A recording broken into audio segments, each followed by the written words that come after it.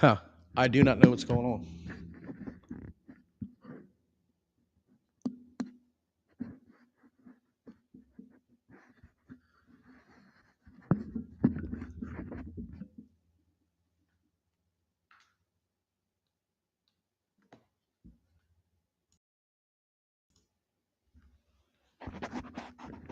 Yeah, I can hear that it's dead now.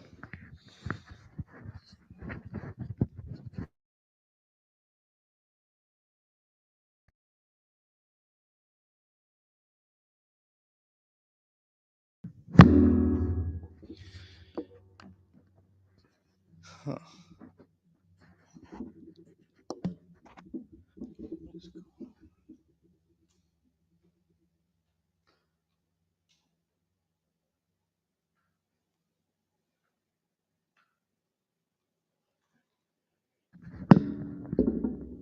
Hey, now?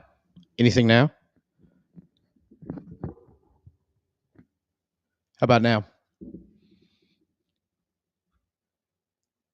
Okay. Yeah, I don't know what's going on there. I was hearing me, and then all of a sudden I cut out on me. So wonderful. So just bear with in case it happens again. Um, so let's see, where were we? Sorry about all that. And for those of y'all new here, I swear to God, that's the first time that's ever happened when I was trying to do something live.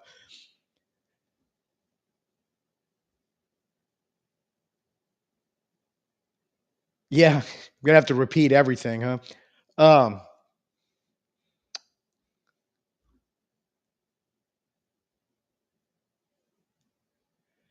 okay, basically starting off with the to backtrack over the first 15 minutes of intro stuff. Um, the big news within the last hour was Derek Carr or David Carr trying to explain Derek Carr's situation that dropped on the NFL Network late in the afternoon, which is just supposedly they're saying the injury actually happened on the play against the Giants when he broke his wrist. He also had the shoulder injury.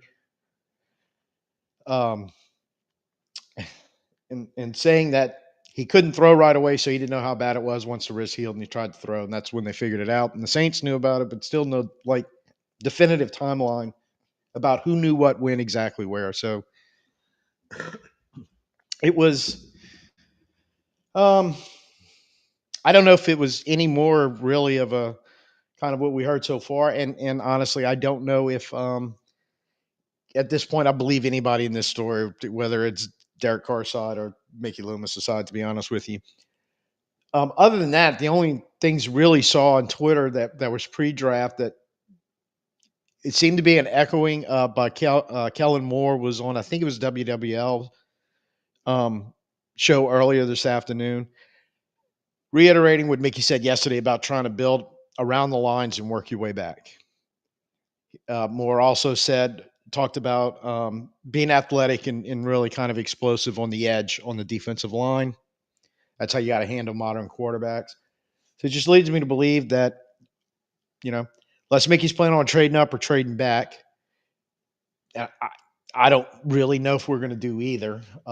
And as the sports accountant put in there earlier, do not trade future picks, and that's what it would cost you to go up and get Cam Ward if that was what you wanted to do. So I don't necessarily think it'd be a great idea. Um, kind of feel like you're probably looking on the line of scrimmage. I guess that's the impression they're getting off. Giving off. We'll see what happens. And also the talk. It seems to be picking up a lot of steam. Cleveland Giants and Saints all want desperately to get back into the first round. So it's fixed.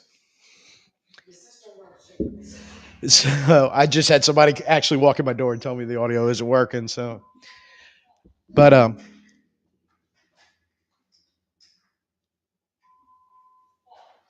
is it back out again?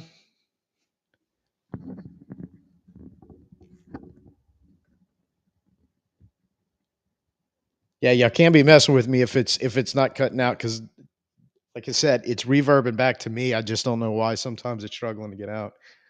Um, so that's the. I think that's kind of where we're sitting at right now. It is the great unknown. Will the Giants, Cleveland, and the Saints kind of get into a free for all, wanting to get back into the second round if Ward's the only quarterback taken in the at least early in the first, which seems to be the consensus right now. That's what's going to happen. So I don't know. I think it's a. Let's try this because now it is bouncing back in me too loud. Y'all really going to have to type in there and let me know if it kills because I think there's something going on right there. But okay, we're still good. So you know, kind of where we're sitting right now. Um, that the in the drafts about restart. That look, it's I, I I'm concerned about typically with the same things we always are concerned with the Saints when it comes to first round picks. That and especially when you start talking about the line, using first rounders on that, it makes me nervous. It really really does. But I can't disagree with the philosophy, and I think they've tried to do it in the past. They just it's like we were talking about in the video last night. It comes down to the valuation process. Have they gotten better at that? And that's my big concern right now because I do think pretty much whatever position they feel like they need at 9, there's somebody there for them. And so if they want to work on the offensive defensive line, defensive line may be a little tougher depending on how the early picks fall. But you know, Carter's going to be gone. We know that. Graham's gone. I think some of those offensive linemen may be the look there, and I also think they cannot give up on cornerback. I really do. Don't um, gloss over, but I think Johnson and Barron both sound like they're falling out of the top 10. So this is one of the few drafts where, as far as the Saints go, I mean, it feels like to me in the last few years we had a pretty good idea of which way they were leaning. Even the two picks. The year that they made the trade with Philly, and it was Olave and Penning, and it was pretty much that's what they nailed. But this draft, I don't know. I couldn't guess. I wouldn't have. Northern gets on me about trying to make predictions, and I kind of will loosely take a best guess, maybe sometimes with some stuff, but to actually double down and say I'm predicting this, I wouldn't even have I don't have a guess. I really, really don't have a guess which way they're going to go on this. Um, let me go back and see if I missed anything. To catch Northern's comments up, no, can't do the back porch because it's too hot and humid around here right now to even remotely sit out there right now. I'm watching the draft on NFL Network. Northern asked about the draft ever coming to New Orleans. Jazz and Heritage Festival into April, beginning of May, last 2 weekends and the weekend between. No way the city could handle both of them at the same time, and I don't think they're moving Jazz Fest anytime soon. So I think that's where we're caught up on pretty much the comments. Um, Matt doubling and tripling down on do not trade future picks. Yeah, I'm kind of with you on that because I don't. Um,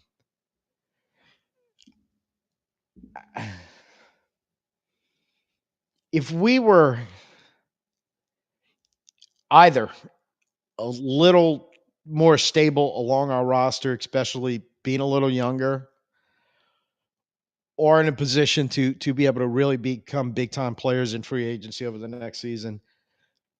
Okay, trading future picks would be, man, okay, if there's really somebody you want to go get. But I think it's just a double whammy right now. If you're gonna have a couple of years where you can't really move a whole lot to add to your team except in the draft. So really, it's really difficult to give up picks. And look, I know Mickey said yesterday, hey, look, he just wants to trade up to go get the best guy that they have on their draft board, which again comes down to valuation as opposed to moving back where you get more swings.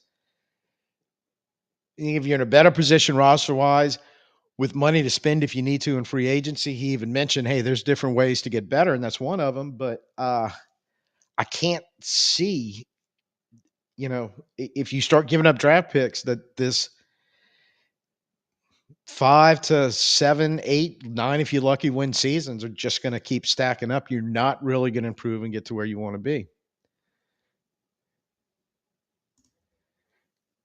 Short list. Um, Banks. Who had Banks? I saw the last. Was it Ross Jackson? I think Ross Jackson just put out his prediction as Banks. I literally just saw that a little while ago. Campbell Warren, I like. Williams. The only thing that I pause about Edge at Williams is his production at Georgia not huge for kind of the way he's graded out and portrayed as opposed to some other guys. It's not the end all be all, but I would feel a whole lot better at him at 9. And I believe in his 3 years it was something like 6, 5, and 6 sacks. If the number was a little higher, I'd be like, when you look at some of the stuff like say Mike Green threw out there and Abdul Carter, you're like that reassurance. But and a lot of people like him. He's if he's the second best defensive edge player on our board behind Carter, I feel like it's a whole bunch of other teams have him as second best too. So I don't know. I do like Barron, especially the way you can use him in different spots, and I think Staley's kind of into that. I'll have Dart for last because if they love him, I'm on board. I mean, I know it's getting cliche to this point right now, but and I will readily admit I am not the best person to sit here and try to figure out which. Because look, I don't want to say every majority of the quarterbacks in this draft were like the majority of every other quarterbacks in other drafts. They put up great college numbers to even get in this position. It's just what's going to translate to the NFL level. I used to think I knew how to do that. I don't have a damn clue. I'm very, very bad at it. But so I'll and again, I've said this before um, until really the three quarterbacks kind of running the show for us: the head coach and Moore, Nussmeier, the offensive coordinator, and Tolson, the quarterback coach. Until they decide or they do something that actually proves to everybody they don't know what they're doing, I'm just gonna have to trust them when it comes to if they want to jump in the wherever they want to jump in the quarterback draft and who they want. Yeah, kind of got to trust them. If I wouldn't have been talking, I'd have been doing the same thing. I don't. Yep, there it is off camera. I'm giving him the year number one salute because I'd be booing him too if I was there. I had everything muted right now on the TV, so and we're talking. I noticed he was coming out riding a bike or something, and didn't want to unmute it at that point, but I guess eventually we're going to have to because this ought to be kicking off pretty soon. And as an off, even though it has no effect on the first round right now, we did. I got all excited a couple hours ago on Twitter when I saw a notification said something about Cleveland making a trade. It turns out Cleveland, I believe the Texans traded a bunch of, I don't know, 5, 6, and 7 round picks between this draft and next year. I don't even know. When I saw it was all basically day 3 picks, I was like, ugh. So we're going to start this draft, oddly enough, unless something happens in the next few minutes. Um, Everybody's in the original position. And honestly, I'd love for somebody to post if, when the last time that happened.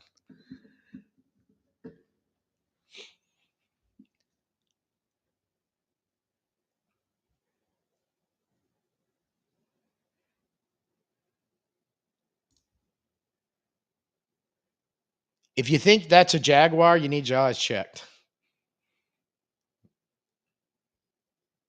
That is definitely not a Jaguar.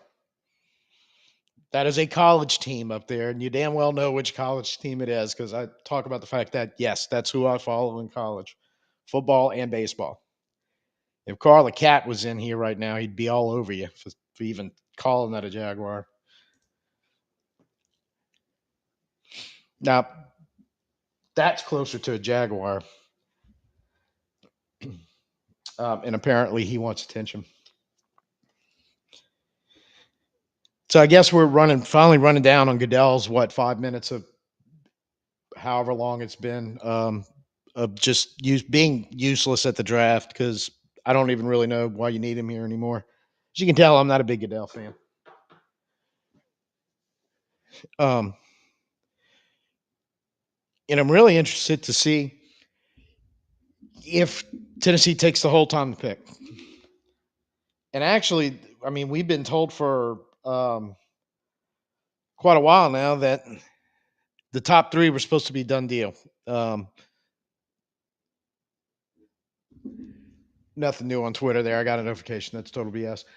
Um, that this is supposed to be a done deal, and if they're holding out for somebody trying to trade up into these spots, I don't know, but is it going to be Ward? Really? That's really the question, or was that just all BS and Tennessee's going to end up doing something else? Yeah, Rosen. Um, I can't see it being anybody else at this point. I really can't, but I never say never. Especially this year because I don't. I was talking about personally being uncertain of what the Saints are going to do, which is like I said, last few years it seemed like we kind of knew what was going to happen before it happened. It was pretty much mapped out. The first three are supposed to be mapped out, possibly the first four, depending on New England. But um, honestly, I don't know. I really don't know if that's the case, but I feel the most confident probably of Ward going first out of any pick in this draft. And after that, like, maybe put that at like an 80-20, 90-10. It's going to be Ward. And after that, I don't know if I would you would take 50-50 odds from them that point out on anyone, any player.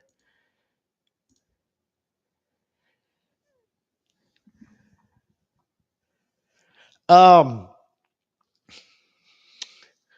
no, there was a thing this morning about the Saints possibly wanting to take that ninth and going back. Um, Miami was mentioned specifically. I forget why, but kind of going back in that area around 12, 13 to pick up a couple of day two picks so they could trade back up. And that's only the only real thing I heard. And that was very early this morning. I don't know if it picked up steam, so I don't remember who put it out there. And I don't know if that was just if they were fishing or if they were actually hearing something. I can't imagine we're moving up with the ninth because this would be the spot we're doing it. I can't see any other reason why we would move up or they would try to move up. So maybe moving down, but I think you said on the ninth. I think to answer your question for somebody else interested in the ninth, we're going to talk about Jay Gruden in a second. That was a tweet that I saw earlier that I'll mention that. But it, I, Rich Eisen and Adam Schefter, when they were talking yesterday in that little clip, and the conversation came up about like this feels like one move in like these top five or top 10 somewhere in their picks could trigger it. That's what they were kind of talking about, that everybody was just waiting to see early of these the top end guys who's going where and what's happening, and then certain combinations could come where all of a sudden teams are wanting to move up for some reason, or teams who are up really wanting to move back for some reason, trying to find a trade partner. So the Jay Gruden thing, hey God, and I'd like to think he was trolling and wasn't serious about this, but the fallout in the comments from both Jaguar and Saints fans was just kind of funny. So go find it if you want it. They're probably still going at him. But Jay Gruden threw something out there about the Jaguars taking Shador Sanders at 5, then trading Trevor Lawrence to the Saints for the ninth pick overall. And I texted the family, I told them about that, and I said, what scares me, it's so outrageously dumb. It could possibly happen and just completely ruin my night, if not the rest of my weekend. But like that's the only thing I've read lately, and there's no way he was serious about even throwing that out there. But I did scroll through comments after that, and he was catching some heat from all over the place on putting that out there.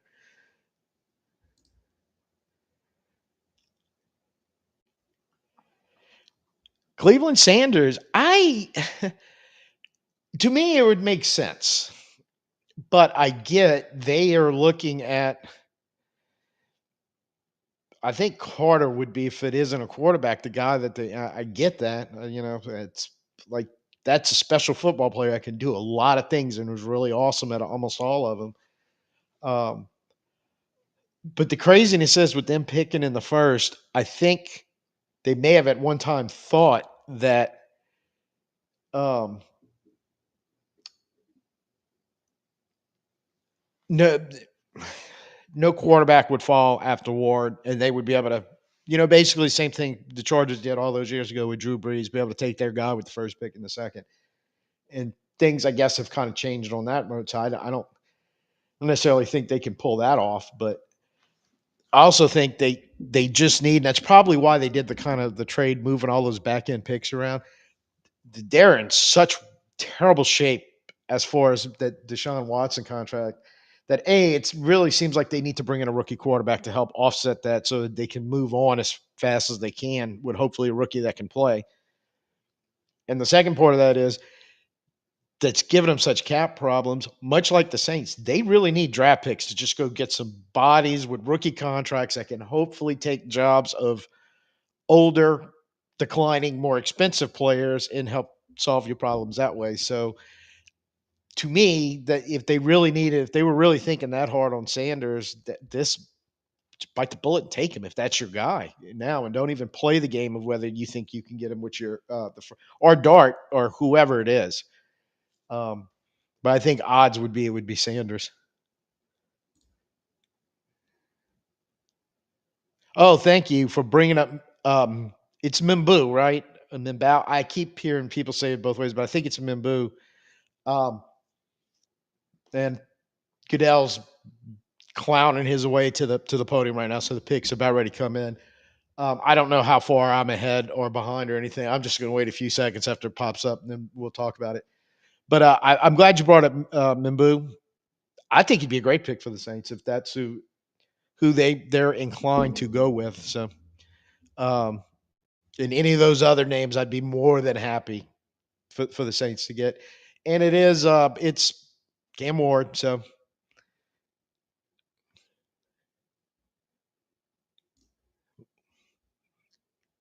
and NFL Network has not updated their screen yet, so we'll wait on that. But um,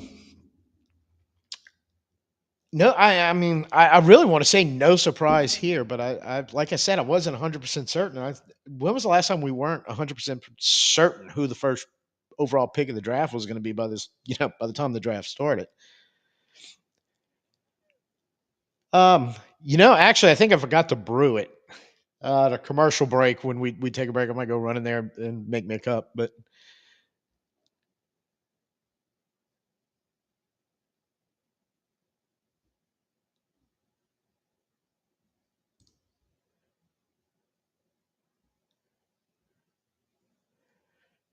I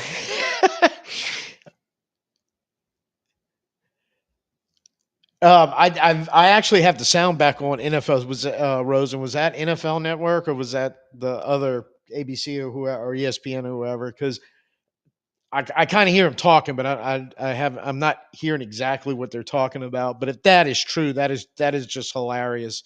Um, to the point where like, what would they offer? Like, how bad would it be that the Titans just hung up? Because if they weren't interested at all, then why answer the phone unless they just want to mess with Loomis and the Saints? I don't know, but it's amusing at the least. Um, Kind of really funny if it's actually true. Yeah, that's kind of have to be careful on announcing because I know we're on different time with the stream, everything else. And the Jags and the Browns have made a trade. That's looking like that's popping up right now. Also,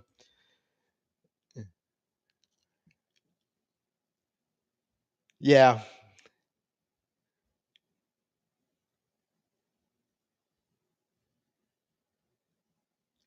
I see Northern something about Armstead getting back. Please don't even joke about that because he's retired, and I don't even want to know if they actually have this. But I think Miami was just for a series to pick, and I don't know why they talked about Miami, but other than maybe Miami's interested in somebody and trying to jump a few spots in the top 10, it wouldn't be that costly. Yeah, so the Jags and the Browns.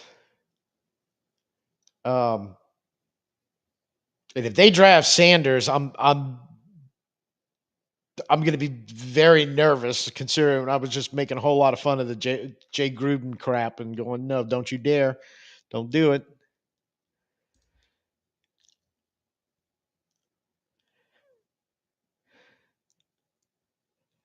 I would not take a bet on any of these quarterbacks being any particular anywhere in 2 years. Um, for the main reason, just an overall. I mean, really, I compared to other last year is an exception with the six unicorns running around in the first round, but they're always other than the Kenny Pickett year, which this year reminded me so much of. There's always a bunch of NFL teams. I'm not talking about fans and analysts and all that other stuff trying to really getting behind quarterbacks. And it seemed like this year, not so much, man. Like they're not um that you're not NFL team wise overly it just doesn't appear like it seemed like they were just trying to come up more excuses not to draft quarterbacks outside of the teams again. Cleveland Giants and Saints, who are really in some dire straits as far as quarterbacks. Yeah, I saw the big deal just went down.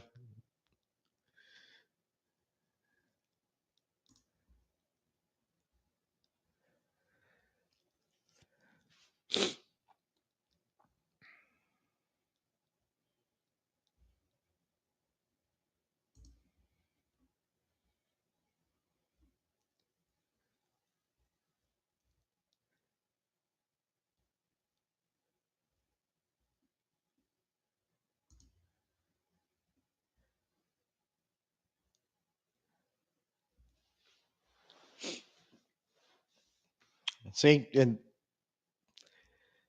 getting on me about the big trade going down and then the pick is in and everything else, and they're still talking. So,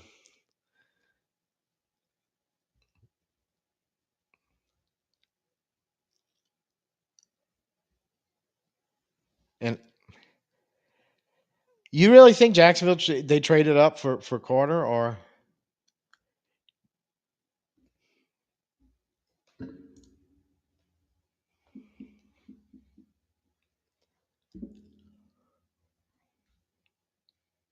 I mean, I guess it's possible, but it seems like a get out of here, cat.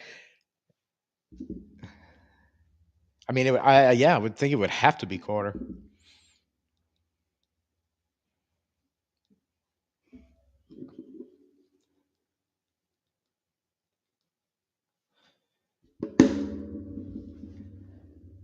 And yes, my apparently I'm seeing I'm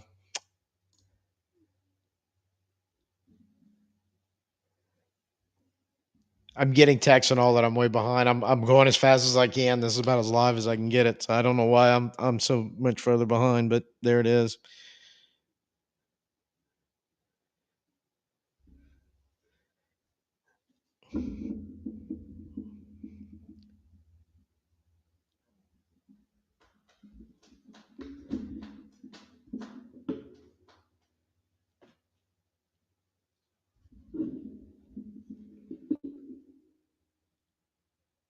So the Browns wound up with number 5, number 33, and number 36 overall. Wow.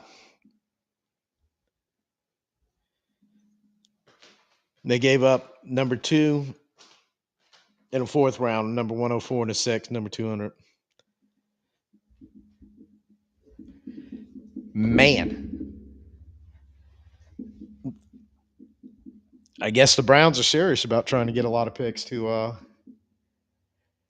how did Mickey say that? Take as many swings as possible. They're going to be taking quite a few in the second round in this draft.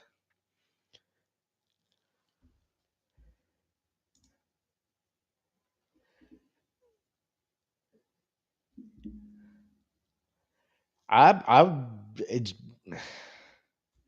I think it's a great trade for Cleveland. They're not really going down that far, and if they really want like Sanders, they're more than likely going to get him at 5 and picked up, quite a bit of draft capital in the second round. Not really giving up too much to get there, so I think it'd be a great trade for Cleveland. And y'all may be seeing the selection by the time by this time, but I gotta agree with Northern. This has to, if you're going to trade up right here, it has to be for Carter. I can't see him doing it for anybody else.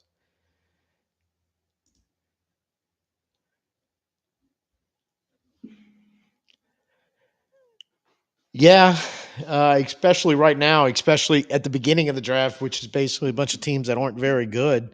I think it's one of those deals where every trade brings hope, unless it's just an outrageously dumb one.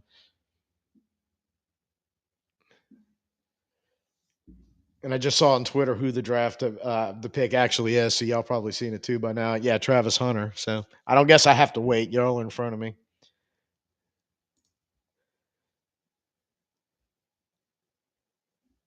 Yeah, yeah. Just if I spoiled it for anybody. Um, yeah, I didn't think about trading up for Travis Hunter right here for Jacksonville, but you look, the thing about Hunter, I think he's the best football player. Like the dude, you just he's gonna go out and make plays, whether you play him a receiver or cornerback. He could probably play safety. I mean, I feel like you could do just a whole bunch of stuff with this guy, and he's gonna be pretty awesome at all of it. So um it may be a good move for Jacksonville. I don't quite know what their overall plans are, but they definitely need a quarterback because I didn't think there's any way they're trading up, despite what Jay Gruden was saying, to take a quarterback um, to move on from Trevor Lawrence. So yeah, I kind of think anybody who drafted Hunter is going to be in really good shape.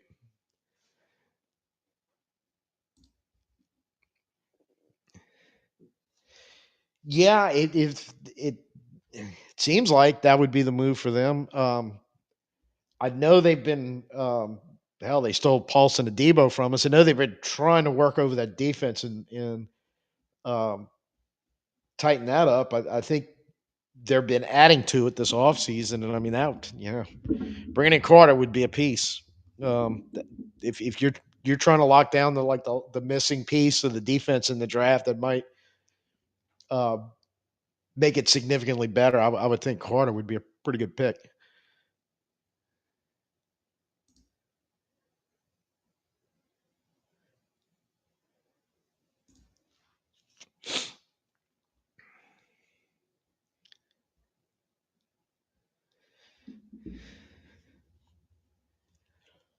Giants must be throwing off. Yeah, I wouldn't think so. I mean, you kind of feel like if you're the Giants, you figure you were getting Carter or Hunter if nobody trades up in front of you. And if somebody trades up to two to take like Sanders or something like that, then you have your pick. So I don't know. The only way I guess would be if they were looking to trade down for some reason. I don't know why, because I don't know if anybody's coming up, particularly right now. But it's got to be Carter. I think if it's anybody but Carter, Northern would start getting very happy because I know he wants Abdul Carter really, really bad, and I wouldn't mind it. I just don't see how we get all the way to 9.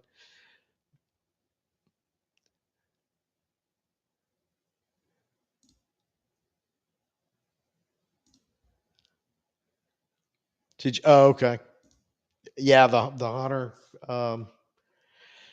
Carter thing, yeah, and I had to put this up because I know you're on this hill um, on Abdul Carter.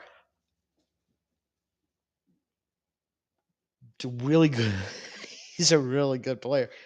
Um, I did see a clip somebody put on Twitter yesterday about he's I think it was in the Boise State playoff game. I'm pretty sure it was, but they showed a clip of him lined up on the outside and doing a twist, and in the caption said, It was Abdul Carter teleports into a holding penalty because when you watch the clip, he moves so fast to the inside, and I think it was a guard or whatever unfortunate offensive lineman who suddenly had to deal with him, damn near tackled him. The quarterback was trying to get out of the pocket and throw the ball away, but he did. Which, if he wouldn't have held him, and I don't know if they called the penalty or not, it didn't matter. The ball was incomplete, but um, if that lineman wouldn't have grabbed on and just held on for dear life, he was going to kill a quarterback because he just had the cleanest shot at full speed, and it was just amazing to see how fast. They talk twitchy and explosive, and oh man, he definitely has it.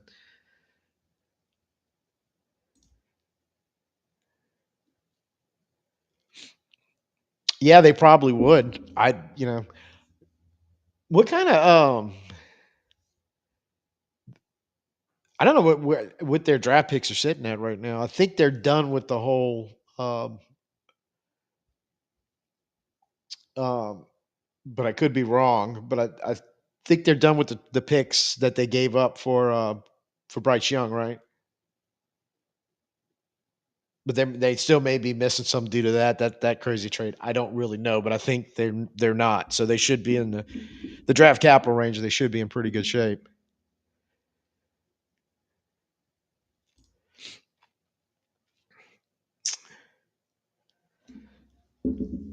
Yeah, I hope you're right.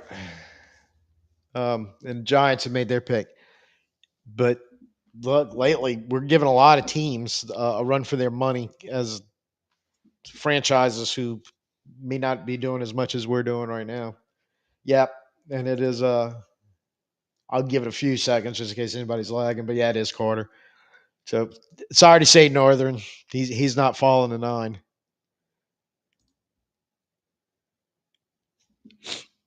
I had looked at Twitter, but yeah, I guarantee you they're throwing those in there the second. It's on the TV.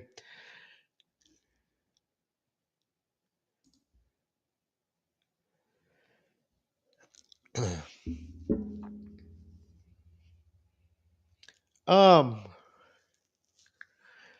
Reach,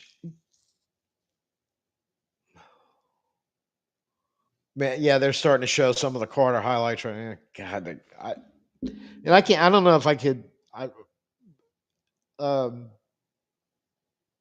push back on the he's the best player in the draft from your Northern. He's definitely in the conversation. There's just a lot to like about that guy.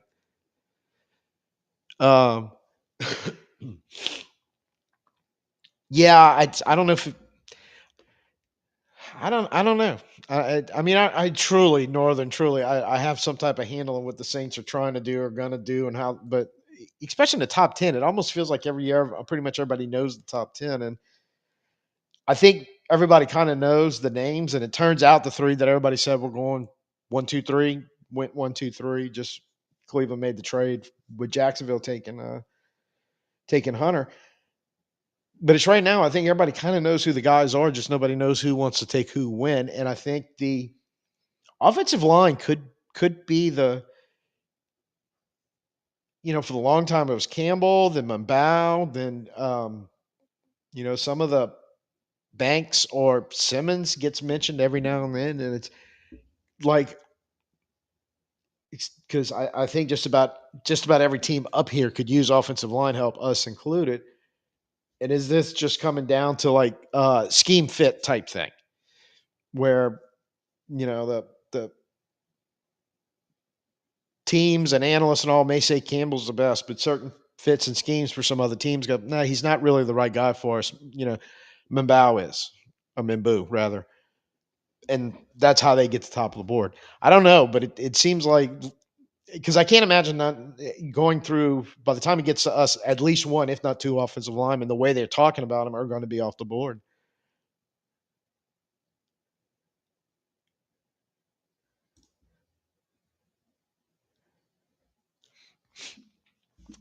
3 picks seem to turn offensive line run. I could see it, and I don't know what you define a run, but two, I feel like maybe in this area, possibly three. Um, if Campbell and Mabu both go, and we're still in the line because we want offensive lineup, do we go Banks? I don't know.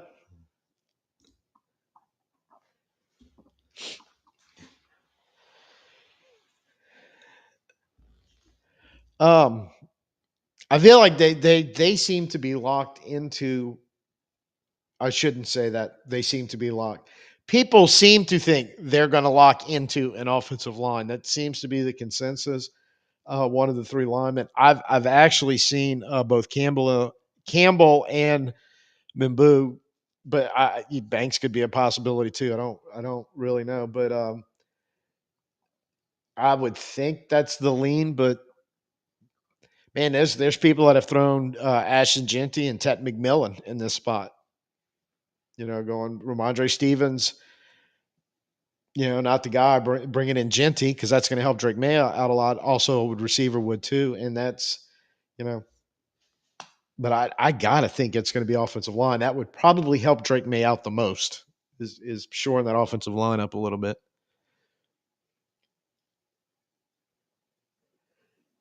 12 sacks in 2024 and seven. That was seventh highest. Whereas again, this is kind of what I'm going back to the production when you start talking about Williams from Georgia. He's got 12. Now, granted, he did play some extra games for making the playoffs, and I'm sure that they're counting those too. But still, yeah, I'd like to see the production numbers from Williams just a little higher, closer to some of these guys.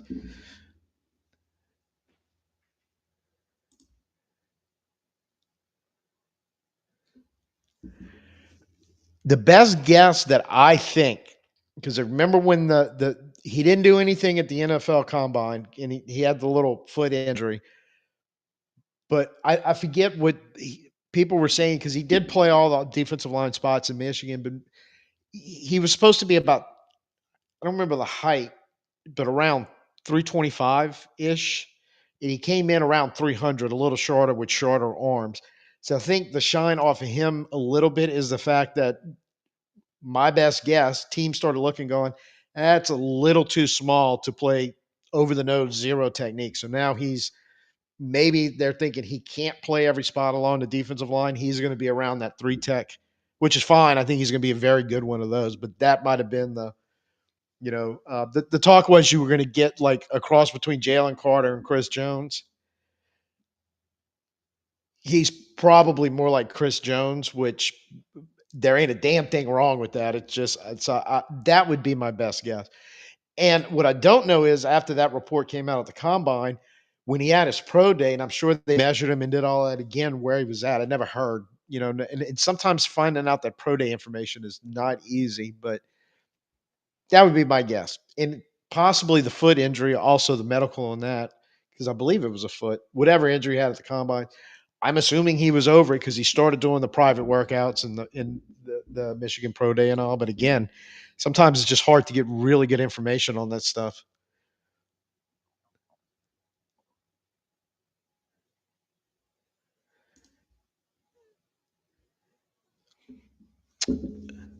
I would be happy because I don't think you could really go wrong with drafting either one of those two guys. I think their need fits. Um,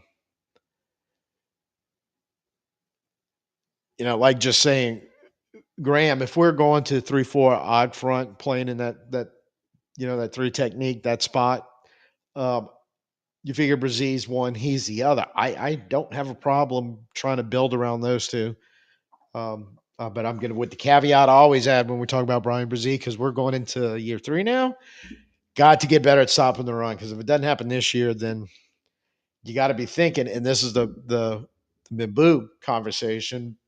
We all knew they weren't picking up Penning's option. They just made it official yesterday. So yeah, that spot could be coming up, and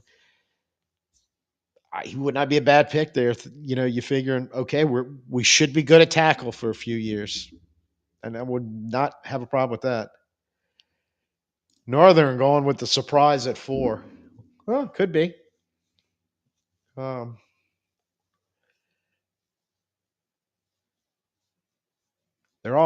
they got the war room up or the draft room. Sorry, that's what's officially called now. Man, they all look like statues right now. So I don't know what that means, but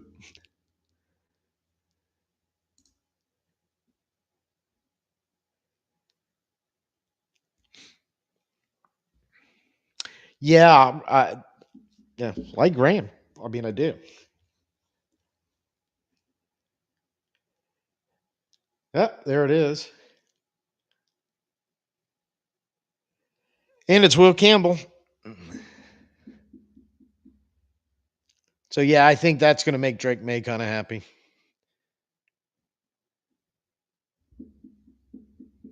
Actually, Twitter was late on that one.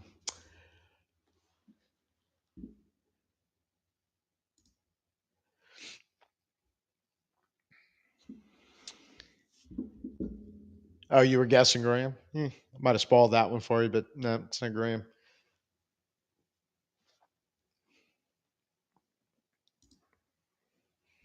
And I think, um, too, one thing about Graham, and this is something Mickey Loomis talked a little bit about yesterday, but it's kind of the obvious thing that Graham may lose a little luster. I think I mentioned this last night in the video, just by the fact that how deep that the defensive line is, especially on the interior, and teams are kind of looking and going, yeah, any of the guys we draft, say late in the first, mid first, late first, Grant, um, Nolan, start getting into those second round guys, not as good, but it may be one of those cost analysis thing. It's going to be harder to find a good offensive tackle with those same picks as it would be a defensive interior guy. So, I mean, there could be that too.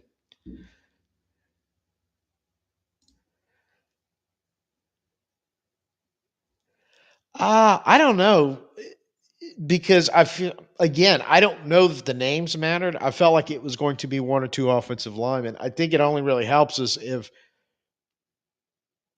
three could fall. Like in other words, Mimbu and Banks were going to be the top two, and Campbell was going to fall at the top 10, and somebody takes him. But I think two. I think two offensive linemen is about right. Three, yeah, I think we'd be looking at Graham. Does Graham make it past the Jets? Maybe.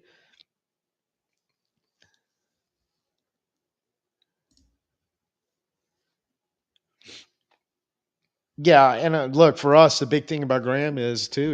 He's supposed to be really, really good at stopping the run, and Lord knows, do we need to figure out a way to stop the run?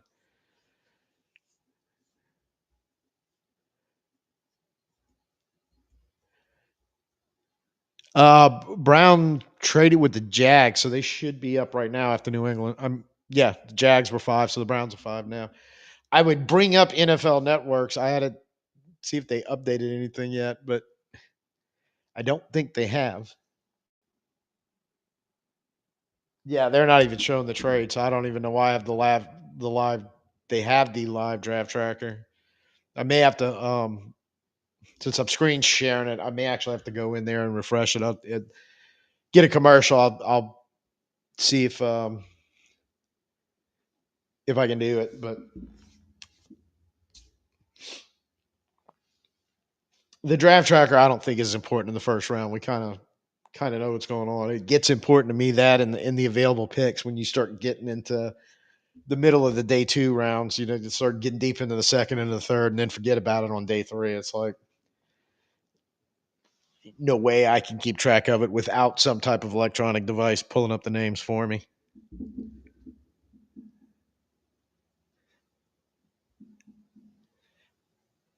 Yeah, it's and Twitter seems to be like kind of behind on the picks, or at least the people I follow. But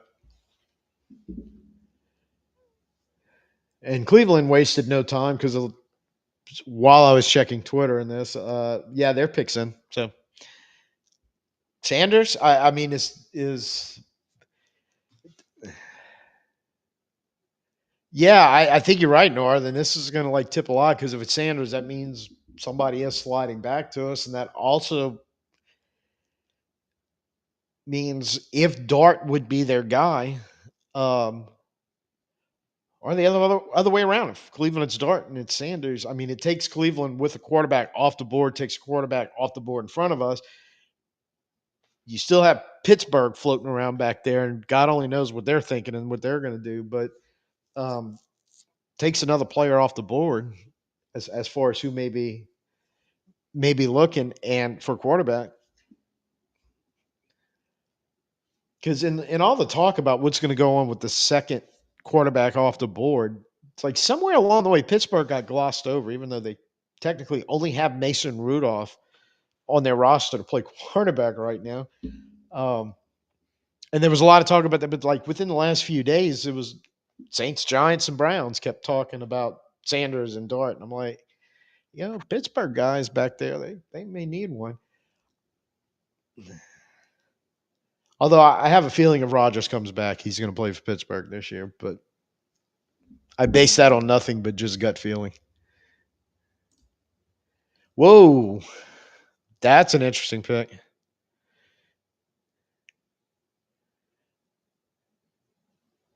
Yeah, I have no idea. I just know all of them are richer than I am, Northern.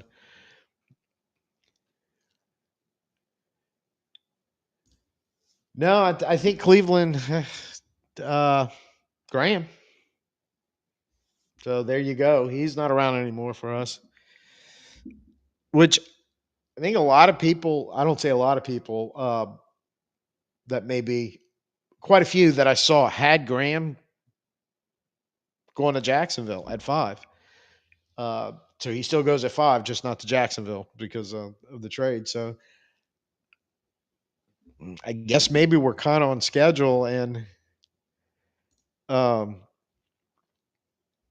yeah, bad for us because yeah, we're not going to be able to draft him. But you know, he's probably of the top guys, maybe of the linemen, should say that probably the best chance we had to fall to us, but didn't make it. So that was the rumor. That Genty wasn't going to get past the Raiders. I really hadn't seen much other than that lately. I think occasionally somebody would throw one of the cornerbacks for some reason kept popping up around there, but I see so many of these things, and whether I'm watching NFL Network or something, they're scrolling by or seeing stuff on Twitter, or YouTube. It's hard to keep track, but it just feels like most of the time when I was looking at a mock, or most of the time when somebody was talking about the Raiders and their first round pick, they were talking about Genty. So, kind of why I had just kind of looked at it going, we don't have a chance at Genty because it sounds like it's not getting past the Raiders. And the team nobody really talked about possibly being in on Genty other than Chicago trading up, which was a hot rumor. And I don't know. I guess that could still happen. Was Carolina because again another one of these. If you want to help out your young quarterback, give him a running game. And I know they tried with the running back last year from Texas that was coming off a knee injury and then re-injured his knee. So I'm thinking it would have made sense. It would make sense for Carolina to do it. They have much like us other holes, but I kind of look at them the same way as I look at us, going, "Yeah, I get there are other picks there you could make, but a guy like that should conceivably show up right away and help out your quarterback a whole lot." So I think there's a lot of value in him in some of the teams picking here, not just the Raiders.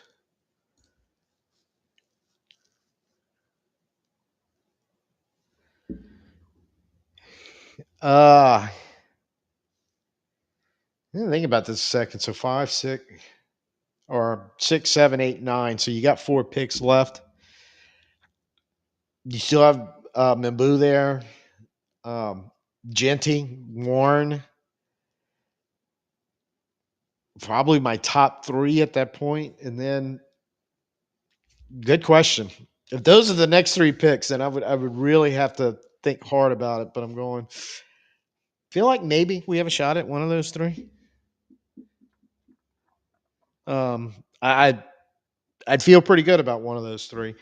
It might be Williams. I mean, he might be the 4th name on that list. So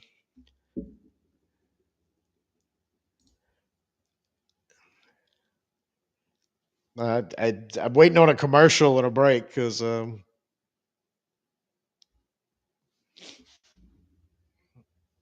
I figured I'd be throwing up the "Be Right Back" sign, and everybody would kind of be taking a 2 or 3 minute break. And actually, my throat's getting a little dry, so it might be herbal tea instead of coffee. Same effect, but a little more soothing. Yeah, Raiders have made their call. All of a sudden, we've had a couple in a row where they're not taking their full time. The it posters and my office hanging on the wall, and it's Genty.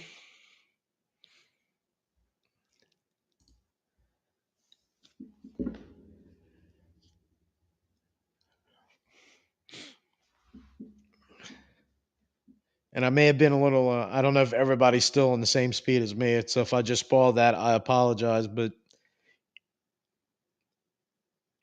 it yeah, it this makes all the sense in the world. I think everybody for the Raiders that they need it again. I don't. It's been quite a while. It's, what 2 years? Is Jacobs been going there 2 years or only one? But it seems like all of a sudden they had literally the day that Josh Jacobs left that they had no ability to run the ball except when they played us in that game last year when they ran all over us. But for the most part, it's like their running game completely disappeared with Josh Jacobs.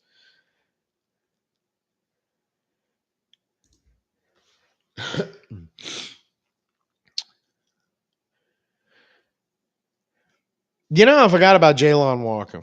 Um, Nobody's really mentioned him in a while because he was one of the names in that like 8-9 area. And then when you say Carolina, at one point, I think a lot of people had Carolina taking him. Um, I know he's a little small, but man, they off the ball with the ability to rush the edge. It's in more like a big, strong safety type necessarily than an off the ball linebacker. But I think like I understand why a lot of teams really, really like Walker. I really do. Um, it could be like again, would Staley like to be in flexible or whatever they call it? That player like him would yeah, and I hate to say this, but Brandon Staley and Jalen Walker, could we recreate Derwin James in our kind of in that pseudo safety linebacker? I don't think he would ever play the back end like James did, but what James can do around the box, I don't know. It'd be interesting.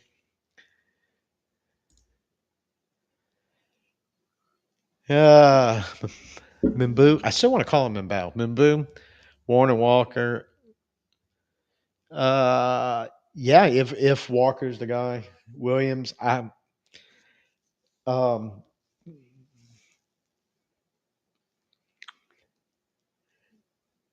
does Ted McMillan stay in the conversation at this point? I don't really know if they're still on him. I don't know if they were ever really on him, to be honest with you.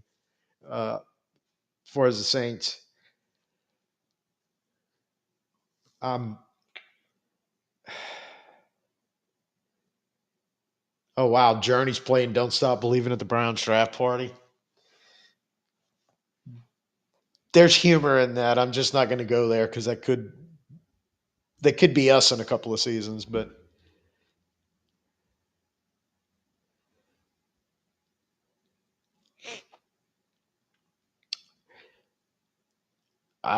that's a good one. Um, Whew, I really like Tybal, but I don't know if he's the best pick for us, especially when somebody like Mabu it would be sitting there next to him, and we could, um, position of need, position of importance. I think for us, they're both positions in need. Definitely over the next 2 years, we definitely need some young players at both those positions. So it becomes a position of importance. Tackle? I don't know. That's an interest. That's a tough one.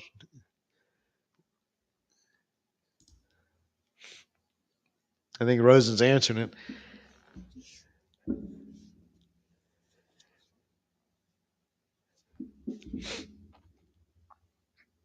Yeah, flexible again on the offensive line. I think we will see a little bit of that until we kind of get it straightened out.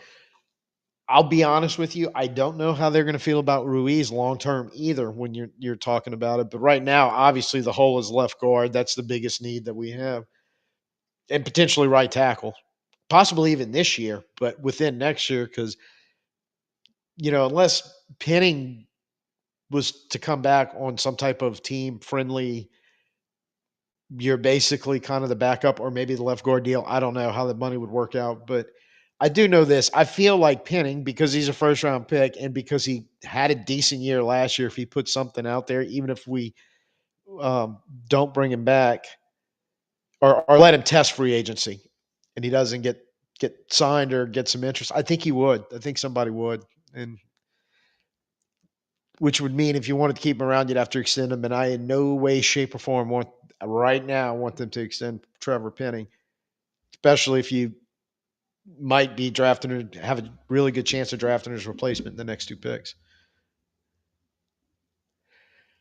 Ginty and other Gibbs, yeah, um, that's very possible. Especially if you go back and look, I know he didn't catch the ball much last year for Boise State because they were winning by pounding the rock with him. But the year before, when really went back, looked at some of those highlights, what he can do in the passing game. Yeah, he's very Gibbs like.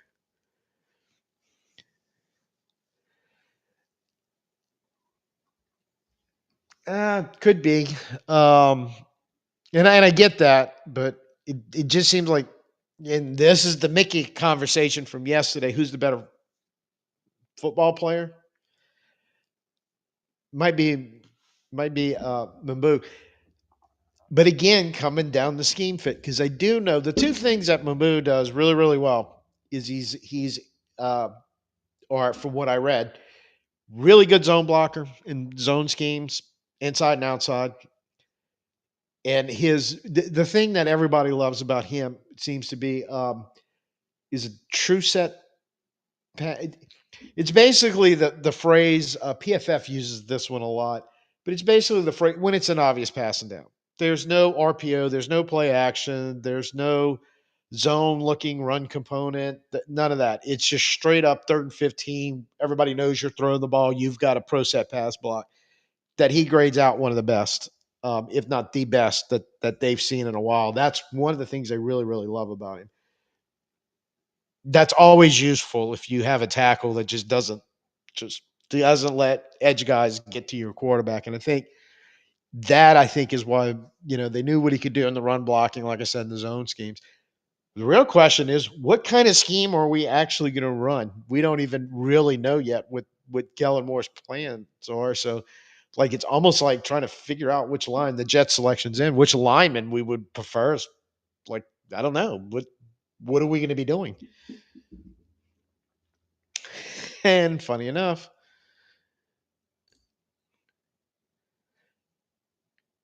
we don't have to worry about the tackle conversation. Jess just took Mimbu. Sorry, I keep mispronouncing his name. Um, Tight end Ishmael.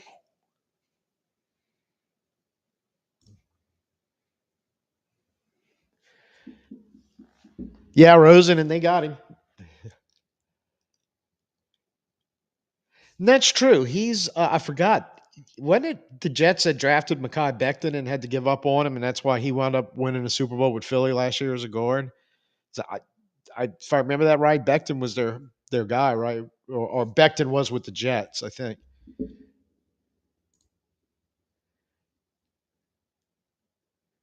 It is the Jets. Yeah, I don't know if that's answering my question. Just I don't think so. I think that's been in there a while because I got some catching up to do.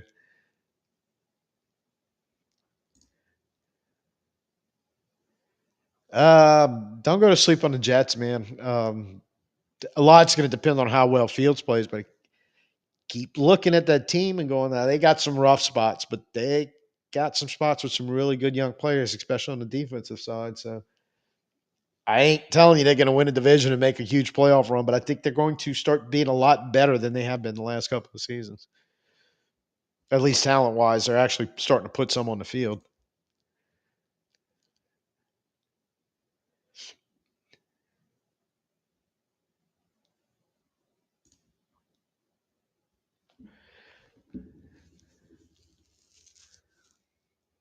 Yeah, and it sounds like the Colts really, really, really, really, really want Ty Warren. Um, and look, when Jeff Ireland was talking earlier today and mentioning that there's 9 names they really, really liked on the board, we're all assuming one of them is Tyler Warren, but they seem like they made the great move with re-signing Juwan Johnson by hear them explain that whole, talk about that whole deal. Going, we thought it was reported they were looking hard at tight ends, but this could be just another scenario of them of how many tight ends over the years have we drafted in middle to late rounds? I don't remember any above the third round. Shit, I don't know since remember when. Sure, somebody could probably tell me, but it seems like we were late day two, day three tight end team for just the longest time. So because I honestly don't know if Brock Bowers isn't taken by the Raiders last year, that if he'd have been sitting there, much as I think all, I'm not going to say all, high percentage of Saints fans really wanted Brock Bowers. I to this day still don't necessarily know if Mickey and them would have drafted him.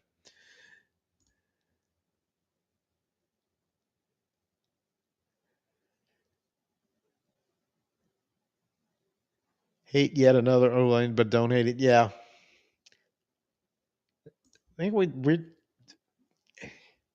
flexibility with this pick coming up, and y'all got me catching up things comments, and we're in commercial, and I think they're probably going to have an incoming Carolina pick, but right when we get back from commercial break.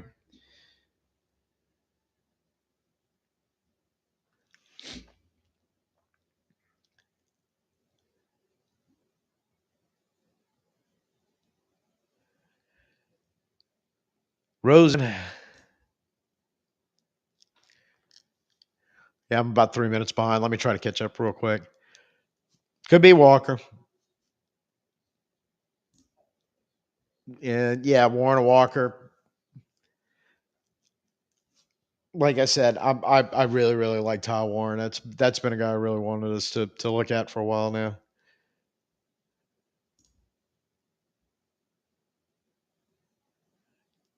Jets round one, left tackle last year, played right tackle and struggled. Okay.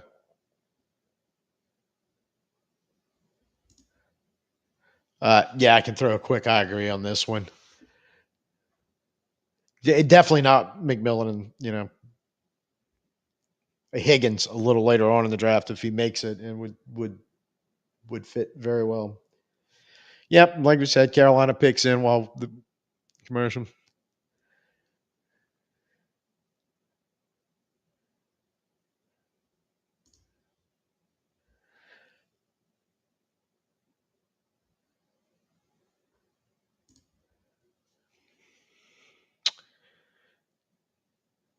Yeah, he pretty much gives you, and that's one of the things Mike Detillier. I've seen several instances where they've asked him the name Warren's come up, and that's basically what he said. It's like he does all the things you want an NFL tight end to do. Like, yeah, they may be better pass catchers or more athletic or whatever, but he can block and he can still do all that other stuff, and he gives you a big target contested catch guy. I mean, it's like check. That's why one of the reasons why. I mean, not dissimilar with Brock Bowers, but I hate to draw that comparison because it's hard to say. Yeah, he's going to be another Brock Bowers because Bowers is that good. Um, but I mean, I would think he's got a chance because he has a like Bowers. He can kind of do it all, and you can just kind of leave him on the field. And if you're the defense, you gotta handle him in the passing game and in blocking in the running game, and hell, in the running game because they could hand him the ball. He's athletic enough to do stuff with that. So,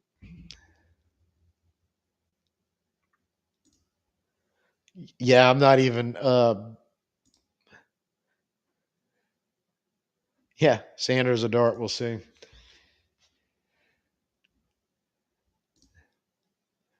Damn, this one's a little bit of a surprise, but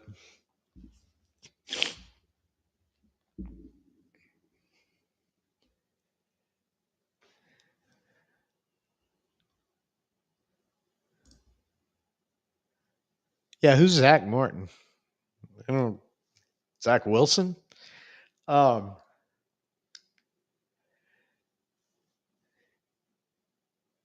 yeah, Ted McMillan to Carolina. Uh, yeah, I guess that would be something to try to help out your young quarterback there, Bryce Young. Give him a big, gigantic receiver with contested catch ability. So, I mean, that's the one I had thrown out earlier as a possibility for the Saints right here, but at 9. But there he is going to Carolina. But I really didn't see that coming. Kind of thought Carolina would stay on the defensive side, but the but did have the conversation. But I never even thought about receiver. Yeah, that would help Young out too. Warren actually would have probably been a big help to them too. So I guess when it comes right down to it, they need it to they yeah Bryce Young, they need to put more weapons around them, and I guess you really couldn't go wrong if you were going to go top running back, top wide receiver, top tight end if you were the Panthers. Again, I kind of feel very similar saying the same thing about the Saints had all three been available when at 9 when we were ready to pick, or two of the three. Is it? I mean, this is the trade down, or are we making the pick? I guess that's really the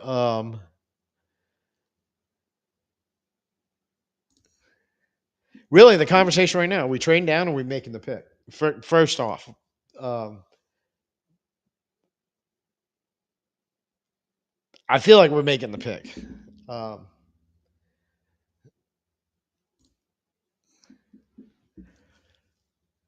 Warren Walker, Banks, yeah, I think any of the three.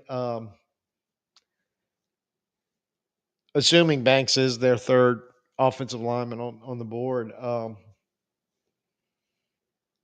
I've seen a lot of noise about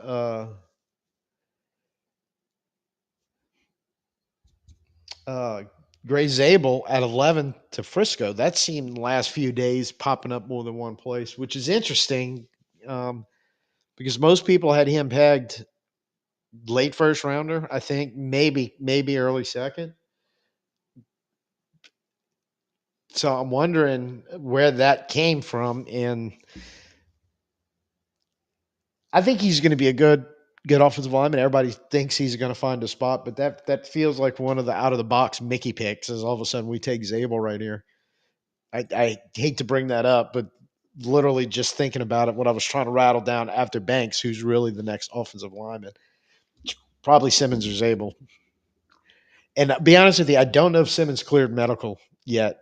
Um, he's kind of like become the guy. Nobody they acknowledge he's really good when he's healthy, but he had the injury last year that knocked him out of the season.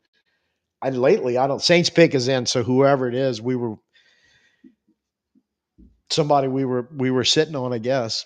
Um, but Simmons just kind of has gotten lost in the shuffle. Like nobody's really talked about him lately, and just kind of wonder if he's going to be the guy that kind of sneaks through the draft and eventually somebody gets a really good offensive tackle a lot later than they probably should have.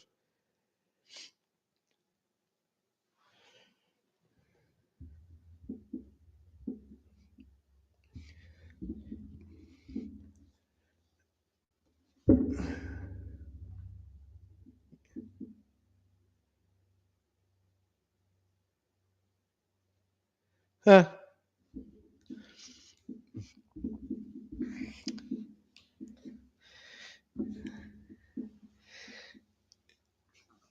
I know who the Twitter guys are speculating on right now. I just read that, and by the Twitter guys, I mean pretty much all the Saints beat writers I follow, and it seems like they're screaming Kelvin Banks in unison.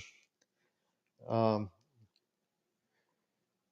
and the pick is in. So I don't know if they're playing that off as they already know, or if this is they're all just making a big guess. But if Goodell ever gets up to the podium and lets us know, we'll know for sure. But that seems to be the consensus at least, because I don't think any of them from what I just read are actually saying that's actually the legitimate pick.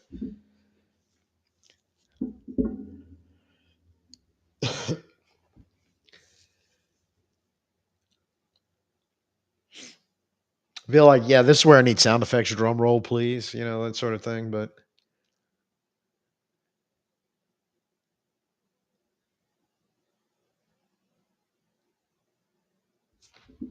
there you go.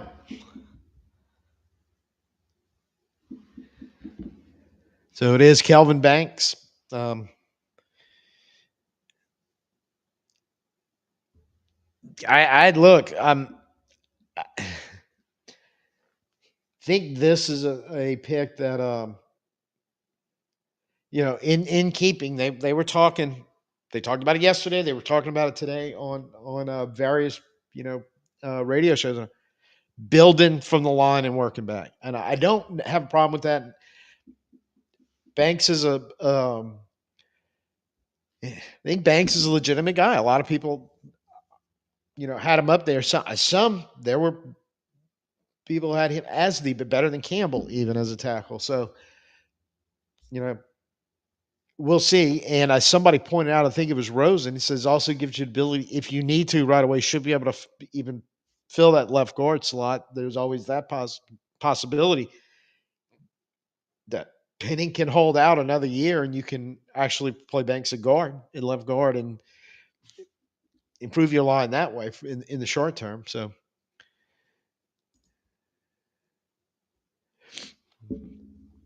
I that's a good question. Like I just said, it's like, well, is he going to be the left tackle and Fuaga moving back to right tackle, which could make sense. Um, is he maybe going to have to slide in at left guard first? Where does Penning fit into all this? Can Penning hold down the right tackle job this year? With the new coaching staff. So yeah, I don't know who the five is. I feel I can say this with all confidence. McCoy is the center. Fuaga will probably be one of the starters. After that, Ruiz will probably be the right guard. So I think we know three, and kind of maybe how these pieces are going to work out. Banks gives them something to play with. That's for sure. A little more flex. Yeah, there is the moving Fuaga to guard. And that flexibility of offensive linemen. And look, again, we were talking about Mekhi Becton a while back. It's moving over from tackle to guard, just helps them win a Super Bowl. They have some experience with that. Chicago's picks already in. Good Lord. These guys right now, we're getting the teams they can't wait to get up there and turn in a card. Yeah, I would say Wayne Martin worked out really well for the Saints.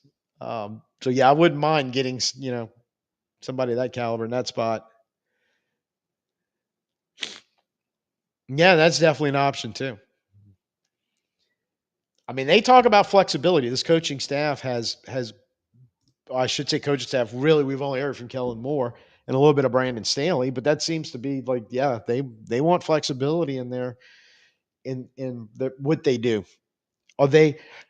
I think more is like we want to be able to be flexible.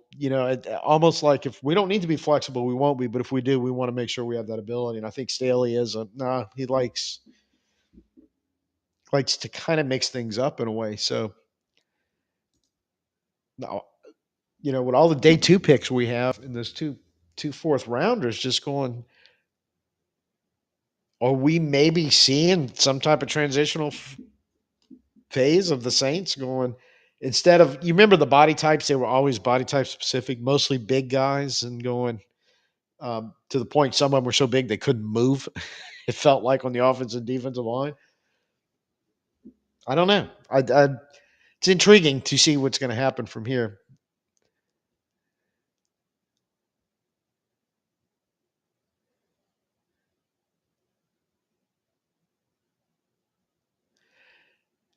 Uh, Betting, well, I mean, not necessarily out, just they're not picking up the 5th year option, but more than likely, yeah, out. Thin ice, because they could still always rework some type of extension or a new deal or something. Um, but I think more than likely what that's going to be is a test the market type situation when his contract runs out. Now that you've added a tackle, you know, more than likely, yeah, that it's like I think the Bears had the selection ready to be made while the Saints were still trying to make theirs because it seems like the stage had only emptied from the Saints pick like for 2 minutes, and all of a sudden the Bears pick is in. Overlay just popped up, and I'm like, what?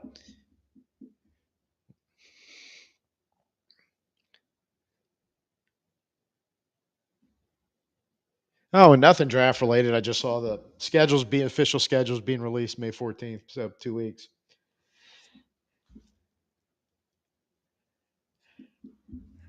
Yeah, I hear what you're saying, Rosen, because I really, really wanted Warren too, but you know,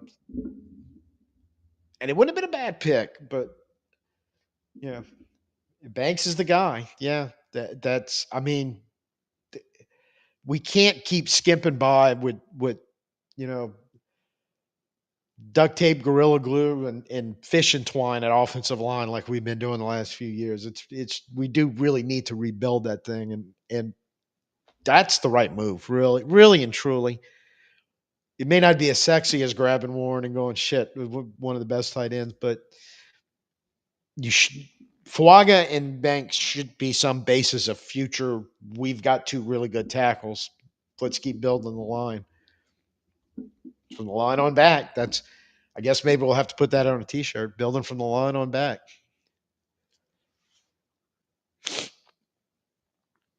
He may be looking for a man corner if he still wants to be keep playing man. But nope, Colson Loveland. So they're going like pure athletic pass catching guy, which there's nothing wrong with that.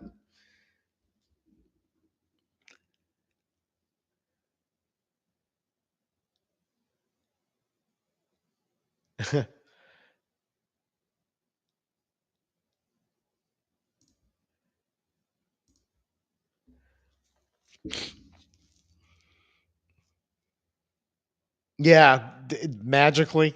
Um, yeah, I don't know. I'm trying to avoid that. I mean, I talked about it a little bit at the beginning, but trying not to bring myself on the draft downer thinking about that whole messed up, crazy situation.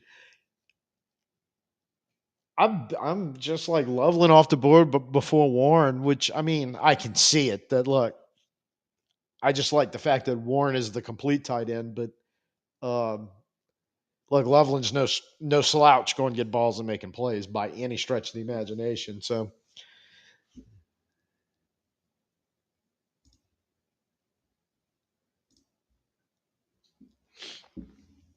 yeah, hey, maybe we trade back up in the first round to get Warren instead of a quarterback. Although I don't know how I like this might be the point where everybody's thinking because I remember that comment that Schefter was making yesterday on the Rich Eisen show, like 10 through 32, basically almost all the same guy. It just depends on which particular teams like a guy more than another team is. But there's, and I guess like again, you probably go back to scheme fit and stuff like that. But it's like almost like they're the same guy in a weird sort of way, but to one team that's running a certain scheme or has certain personnel in place, well, his grade gets a little lower compared to the next guy. And then the next team has them both reversed for basically the same reason or something similar to that. Kind of what I got in the last few days, especially that Schefter interview, kind of what they're talking about. And I guess that's really what's making this more difficult than anything to predict is again, we kind of knew who all the top end stud picks were going to be. They're all done now. So it's like, who's looking at what still where?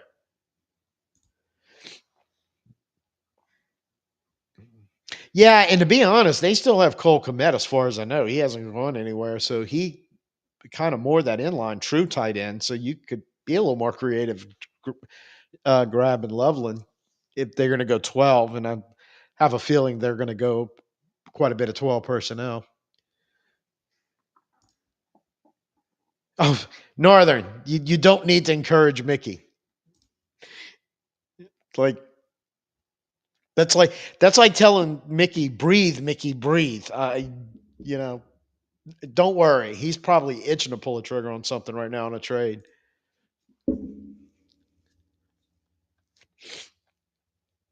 Yeah, I'm interested to see all these people. It's prime the prime spot. All these people that said they were so all in on Zabel. Um, and again, it's probably within the last week seen an awful lot of that. But they're another team. They're going to have to help out Brock Purdy with some offensive line help because they skill players over there between injuries and Debo not being able to pay them all. Debo walks out. So I mean, not walks out. He winds up on another team. Um, there's going to be a shakeup there. So receiver. I mean, is that on the table at this point? Kittles too. Kittles is probably getting to the point where a Ty Warren might make sense here if they're looking to replace him. But um, a defense probably does need a little injection of youth there and a little help, and offensive line. I definitely think that would be on their agenda right now, especially when I don't know what's going on with who's their left tackle. Really really good, but getting really really up there in age. Trent Williams, like you feel like he's just any old time away from going. I've had enough. I'm retiring. He's probably getting to that point. So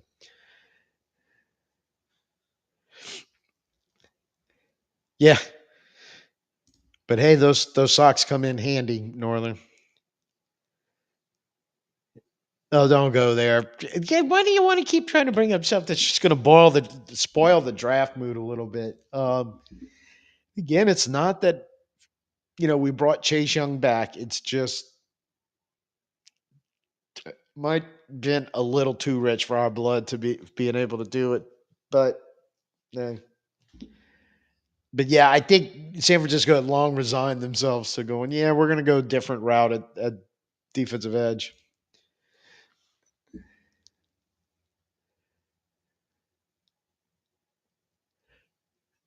Um, No, I don't think they would have to give up next year's first to get back in the first round. It seems to think a nice conglomeration of two, your 40 and three, some of the threes and fours would be enough. Um, unless multiple teams are trying to do it, then yeah, the price goes up. But no way in hell I'm trading next year's first rounder. That, that's not even no. Negative Ghost Rider. The pattern is full. No trading of next year's first round pick. And Frisco's pick is in.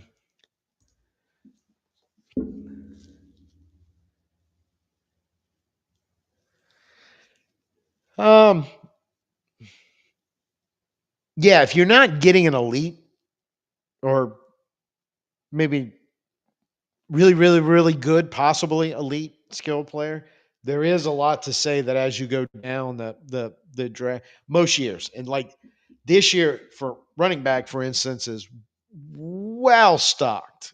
That I do believe I'm one of the people, and a lot of people have disagreed with this. That Genty was a true like difference maker out of the running back crew. Hampton is really good. Henderson is really good. Some people aren't high on Judkins. I am. I think he's really, really good. Um, I don't have much of opinion on Caleb Johnson. I just honestly don't know that much about him, but he seems to be in the mix with these guys that I think are really, really good. So it would seem like he's probably really, really good. Um, and others just that keeps trickling on down. So receivers, if Ted McMillan's really elite, if Golden's really elite, yeah. But after that, there's some, there's a Higgins in there. There's, you know, um, Oh man, the number of just speed, go deep, get it guys in this drafted receiver is pretty deep. So to your point, yeah, at some point, pass on those guys and keep fortifying the trenches, without a doubt. Yeah, you want jewelry, but you need socks. So very true. Yeah.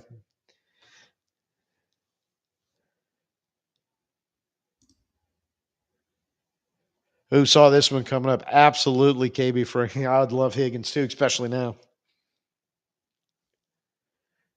Yeah, Frisco took Williams from Georgia.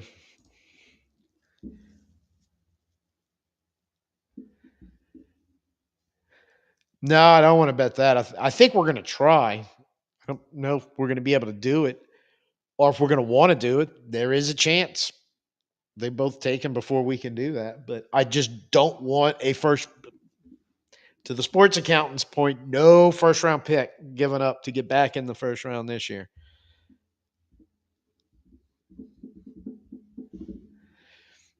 Yeah, but the rest of them have to wing it and kind of fake their way through it. And in a way, I feel like last few years you know we were winging it and tried to fake our way through it and offensive line. So yeah, revamping that again. We all want jewelry but need socks. I think that's a fantastic line on this whole thing. And yeah, I would not mind either one of those guys either. Um, but we need some help on the defensive side too, really, in a couple of different spots. That's the one thing in this draft that you feel like, as long as they're not idiots, and sometimes I feel like that's asking a lot of our front office, but as long as they're not idiots, in a weird sort of way, the fact that we need so much in this draft, especially probably through the first 60 or more picks, you can, it's almost like falling out of a boat and hitting water, that if you have a lot of needs, chances are there's going to be a highly graded player at a position you need somewhere on the board when your pick rolls back around. Um, Now, it may be when that happens, like say for the Saints, we're going to be looking at a lot of defensive interior and defensive edge players, and that those two thirds, those two fourths. There's going to be some good ones there, but they may have maybe a little bit of a project to get them where you need them. But you know, looking at our roster, that's still not a bad thing when you're talking about the defensive side. Forgot about that.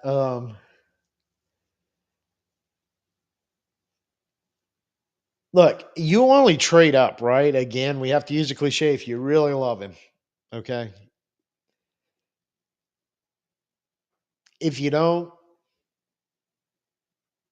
then the guys you really like, McCord, and maybe you love McCord in the fourth and think you can get him there. And you have enough capital that if you wanted to trade out of the fourth and then a third to make sure, you could do that too. So um, I was wondering about this pick,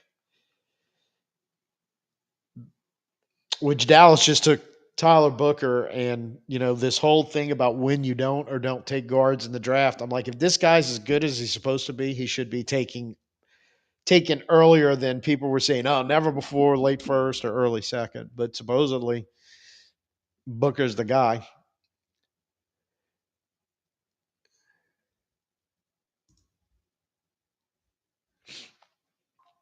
Yeah, he would be one working in that defensive interior. I think that they would be very interested in. Yeah, Williams. Uh,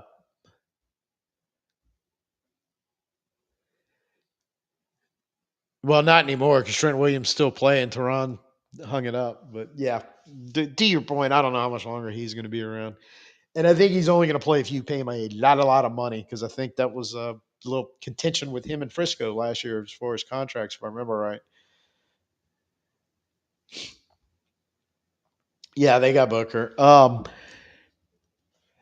And he didn't come up in the conversation because literally, I think most people thought, he wasn't going to go this basically in the top half of the first round. I think in the second half, I think more and more we're picking up steam. Detroit was a, a popular team I saw taking Booker back there. What are they, 27, 28, somewhere around there? But look, Dallas is not afraid to take, over the years, have taken interior offensive linemen in spots where people said that's crazy. You shouldn't take them. That turned out to be pretty good most of the time in the right pick. So, yeah, got to say, if they drafted him, and they really like him, he could probably play because Dallas has been pretty good finding these guys in the middle over the years on that offensive line.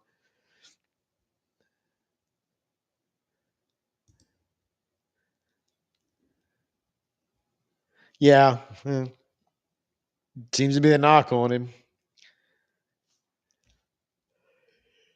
but he is a guard. And, maybe they're going to want to play. Maybe they're going to want to play more, gap man type stuff and not pull around some inside zone. I don't know, honestly, what the deal is, but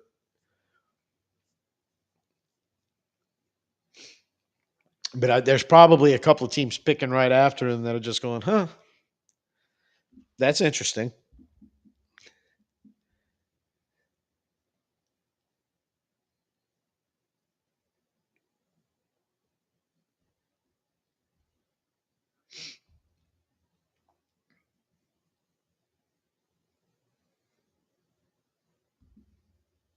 Ah, there's your Zach Martin replacement. That's what somebody just typed in. It goes, finally, Dallas has drafted their replacement for Zach Martin.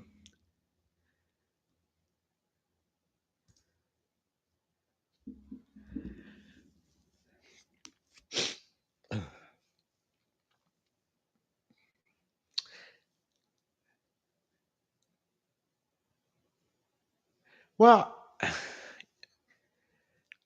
I think two things with offensive line. In a weird sort of way, you're almost like, yeah, they I don't know if you ever de-emphasize the offensive line if you have half a brain and are thinking, but almost like a second thought a lot of times, in drafts or even in free agent signings. And two things as recent trend happening in the NFL. One of them is the one we talk about is it's becoming more and more of a running league than a true passing league is the first thing. So teams want to retool a little bit of the ability to run the ball. Um, the other thing is for a while in the last few years, it kind of a lot of these quarterbacks that were coming in, um, mobile, dual threat, whatever you want to call it. In the GOAT right now, Patrick Mahomes comes to mind as somebody who did this for years when basically they kept giving him some of the worst right tackles in the history of right tackles to play behind. Um, that the quarterback was going to do a little bit to kind of help the offensive line out as far as when it comes to pass rush. Speaking of the GOAT, that strategy didn't work out at all against Philly, who was able to, only rushing four, just make his life absolutely miserable. So, and then by the same token, watching just Philly, just with that offensive line, manhandle everybody, on the way to a Super Bowl. Copycat league. So I'm thinking some people are reevaluating about where to emphasize. I think that's like not de-emphasize. They just weren't emphasizing offensive line enough. To your point, Rose, and that it's kind of maybe coming back full circle to where it was what decade ago, where man, you were seeing tackles and especially left tackles, boom, boom, boom, boom. Everybody's trying to get one, get their hands on one. When you got one, you paid him. You paid him a lot. You know, seemed like kind of gotten away from that, but man, that could be trending back in. Um,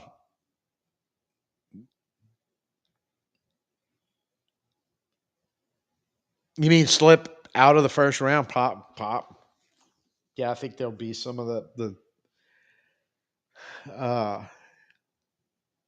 and Barron being kind of like a slot corner, outside corner, possibly safety guy. The way they used him, it's like he kind of fits a lot of different roles. But I would assume Starks is going to be the first safety off the board. Seems like after that, it's kind of a crapshoot, and it's kind of like last year. I don't think safeties are like they thinking it's really hugely deep, but I think they got some good picks in there. So I'm kind of curious where our thoughts are on safety, because again, position of need and position of importance, it is getting to be a position of need for us. It is definitely a position of importance. I don't care if you're trying to play single high and be a man team, or I don't care if you're, playing quarters and playing a lot of zone up high. That free safety spot is hugely important, which is why it's getting to be a position of need, because we don't know how much longer we're going to have the honey badger. And we could go ahead and say the same thing about linebacker, because we don't know how much longer we're going to have Demario either. They're both kind of in the same boat, that anytime they could basically say, "Hey, look, I'm done. I'm retiring," and we really don't have an answer for either one of them. So I think, you're talking about safeties. Yeah, Philly did break us last year. Talking about safeties, I think you got to kind of put a linebacker in that conversation too.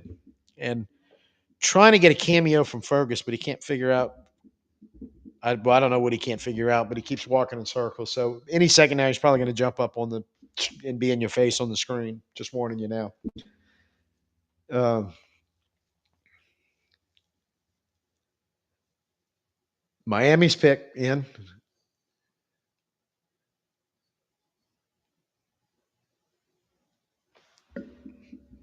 and this was one of when the trade back this morning, and I think this was one of the spots where they thought Miami might really want offensive linemen, and afraid that none would fall to 13, that they would try to hop up a few spots, but they didn't, and kind of seeing what they're thinking about taking here. Huh.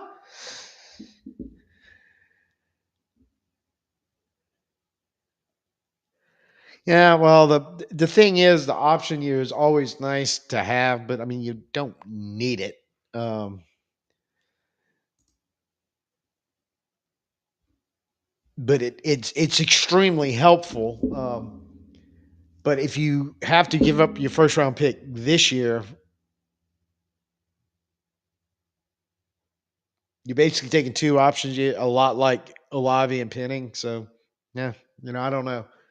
Um, I just think next year's draft is going to be very. I hate to say it. I think there's a good chance we're going to be picking 15 or higher again next year. Um, some really, really. I think it's going to be a really, really deep draft as far as the top end guys. So you run the risk of. I get it. Drafted new quarterback, and if you really, really love him, then yeah, I guess you have to do it. But if you're not sure, it it's tough. And I'll be honest with you, I don't know if they're really sure, much less totally love any of these quarterbacks.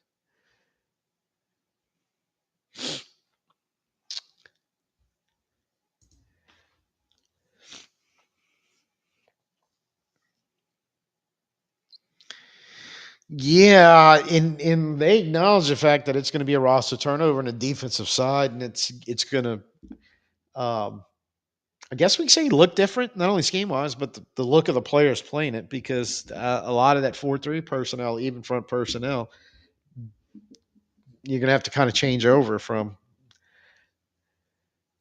Yeah. Oh, sorry. I was talking, missed that. Yeah. Kenneth Grant. That's who the Dolphins took. So apparently they weren't hard on the offensive lineup. And I do like this pick. Grant, a little bigger guy, definitely on the, going to be on the nose, the zero tech guy. A lot of people say he's the second best defensive interior lineman in the draft, and playing next to Graham in Michigan. But I think he'd have been a guy if the Saints would have at some point like traded down some spots to take him. Would have been a good pick, because I think he would be ready to slot right in behind Devin Godshaw at the nose, and be a good one for a while. Yeah, I think the Colts sit tight, and they may have gotten their guy if in fact that everybody has been saying, hey, that's going to be the guy, and their picks in right now. In fact, like I think Goodell's getting winded with all the sprinting back and forth. He's put tennis shoes on, getting back and forth to the podium, because these picks are coming in so fast. But man, they are not wasting their time.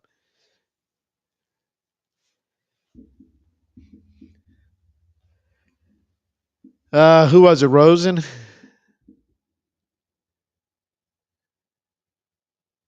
Yeah, you got it. Yep, they sat tight and got their guy.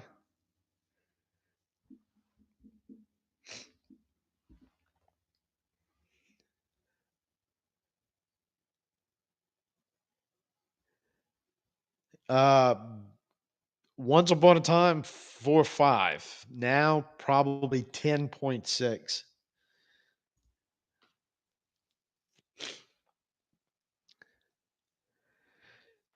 Yeah, and he's really the versatility DBs thing.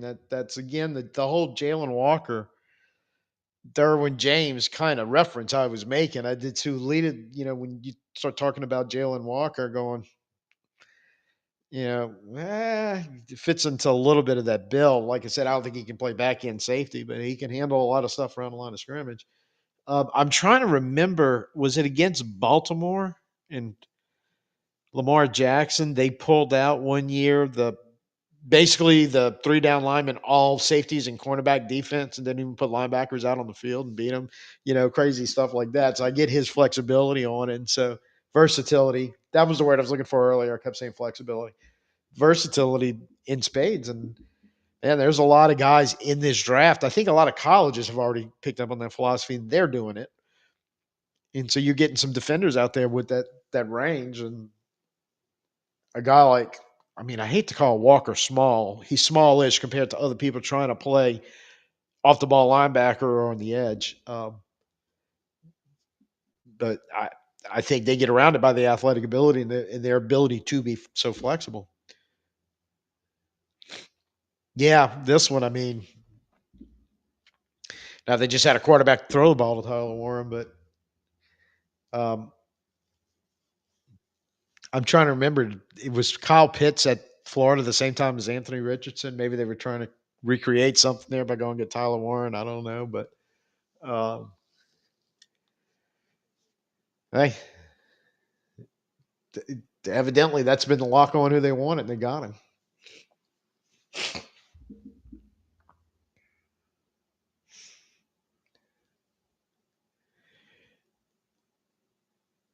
No, you said the F word. And again, I'm going to preface it. He seems like a nice guy. Like I have nothing personally against Isaiah Foskey to the best of my ability, and it's not his fault. We picked him second, and possibly a little high. But however, I mean it's really like I don't unless he just catches on in that as that edge rusher in a 3-4, and um, I think we've seen it happen around the NFL before, where a guy gets moved to that spot and can start being pretty decent. Hopefully he can be, because if he can't, I don't know what you're going to do with him. And yeah, that'd be his last chance. With the Saints. I don't know where you really go from there.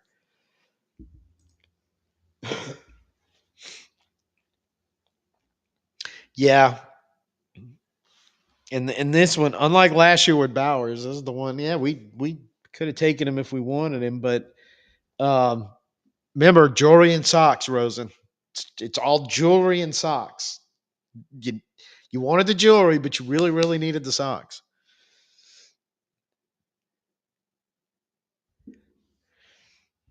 And I got just a few minutes here.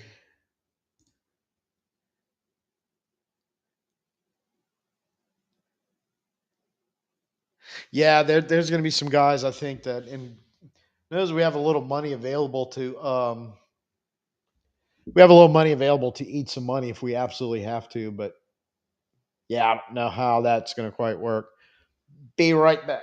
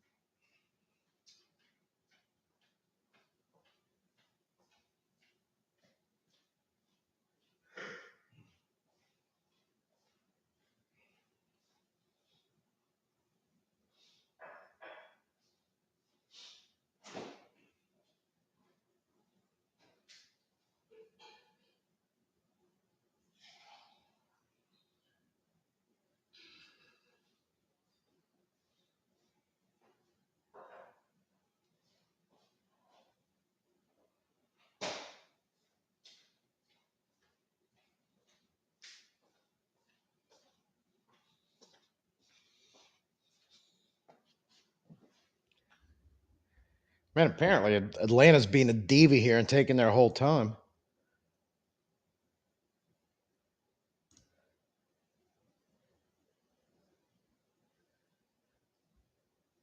Yeah, Matt on the cuts. Yeah, I think it's going to be very interesting. Northern, before you ask it, is not coffee; it's tea. It's herbal tea. Um, yeah, and some of those guys did take pay cuts. We've got money to spend, so yeah, Matt. If we got to crank some cuts with some rookies making the team, as long as they're willing to pull the trigger on that, yeah, there could be some vets in some dire straits after this year, and we they don't want to do it. They never want to do it. But at some point, we will have to use some rookies to eat some veteran contracts if we ever really want to get that whole mess cleared up. And Atlanta finally made the pick. Um, yeah, it's getting to be the point. The way this guy is just been talked about that somebody in here is gonna take him, right? Yeah, seems like. And Atlanta probably a team that could use a little help on the defensive side. Getting number two for Foskey. I'm scared to ask what you mean by number two, so we're just gonna leave that one alone.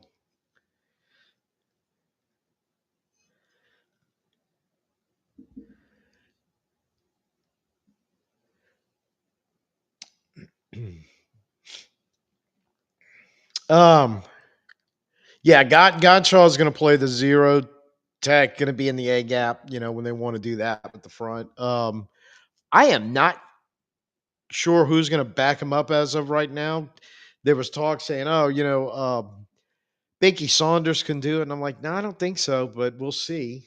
Um, might be our rookie we drafted last year that we never really put on the field and played very much.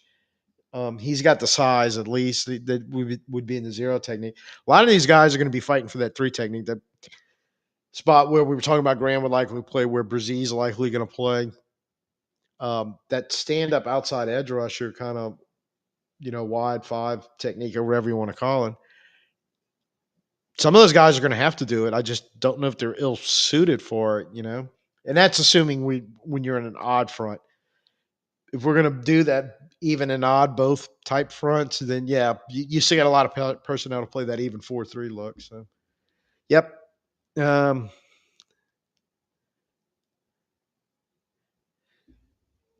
it is Jalen Walker. So he gets to stay home and play in Atlanta, basically. I've played the last couple of years in Athens. And they got him shown here at 6'1", 243. That 243 doesn't seem to be as small and light as people were kind of talking about him during the pre-draft process. But I know he's a really, really good football player. I don't even know if he looks good on punt coverage or not, to be honest with you. I just know he plays point coverage. Boyd, thank you, Matt. Sports accountant nailing it. Yeah, Boyd.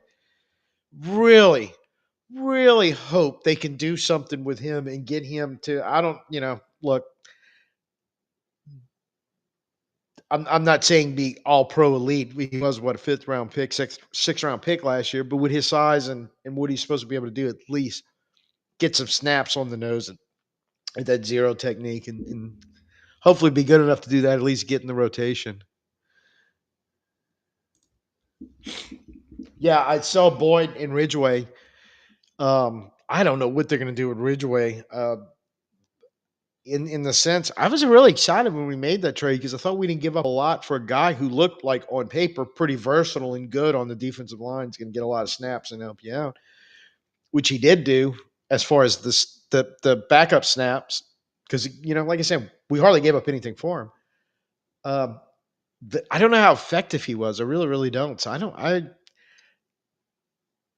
But I know we had our defensive line issues, and a lot of that stemmed from our original defensive line coach that went the way of DA not too long after DA was fired, and it seemed to get a little better towards the end of the year with Brian Young. So I'm hoping maybe a change in coaching and a change in defensive philosophy may solve some of the issues. I don't think it can solve them all. I didn't even notice that. I saw Arthur Blank on the phone, but I did not see the jacket he was wearing. But,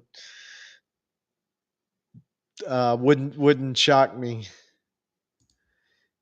Um, if he was getting a little free time in the Home Depot network there. That one scares me a little bit because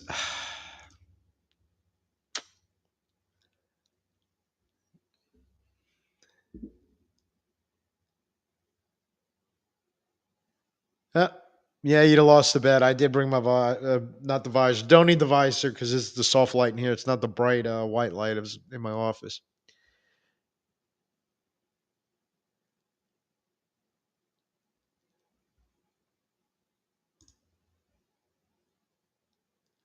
Oh, there's my guy. I like Jihad Walker a whole lot. And look, I've said it before. You've heard me say it, but I just find it very impressive that in the fact that you know combine off the ball linebacker. And I know Alabama did use him to be able to rush the passer somewhat. That he's pulling guys at the combine, these scouts, and also he can do the workout and the drills to show them I can also do edge rusher. And I mean, he just kind of has a reputation. He wants to play ball and just run around and damage people on the defensive side. That's what I feel like he is. And he's athletic and a playmaker. And I know he's got some rough spots. And they said, yeah, he's, can, um, may need to be polished up a little bit. But I'm like, well, until you get into that point, just unleash him on the offense and let him go do athletic, crazy linebacker slash edge rusher stuff. We really hadn't had anybody like that in a while outside of Demario, and we can't keep counting on him to be able to do it forever.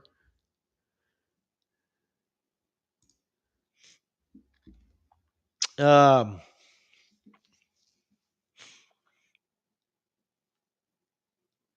if I'm them, I'm going Simmons. I'll be honest with you. They spend a lot on offensive side of the ball, draft capital, and bringing Connors in, which I think he's still running. It's like I'd really, if I'm them, I really, really, really, really want to shore up that offensive line and get it better.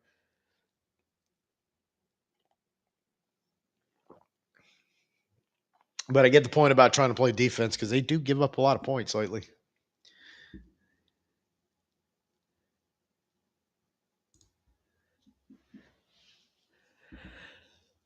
Campbell in round two, I doubt it.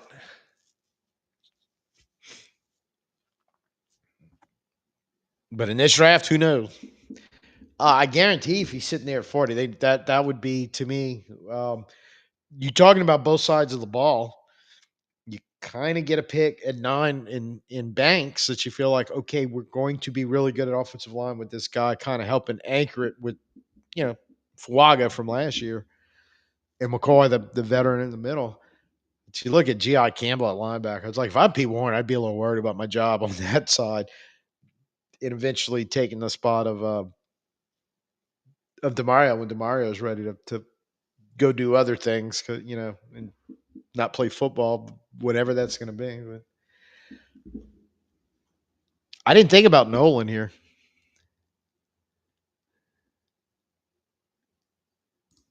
Um, with Arizona Tech, I have completely forgotten about Walter Nolan. I think I did mention him a little earlier in this, but I think he's going to be a really, really.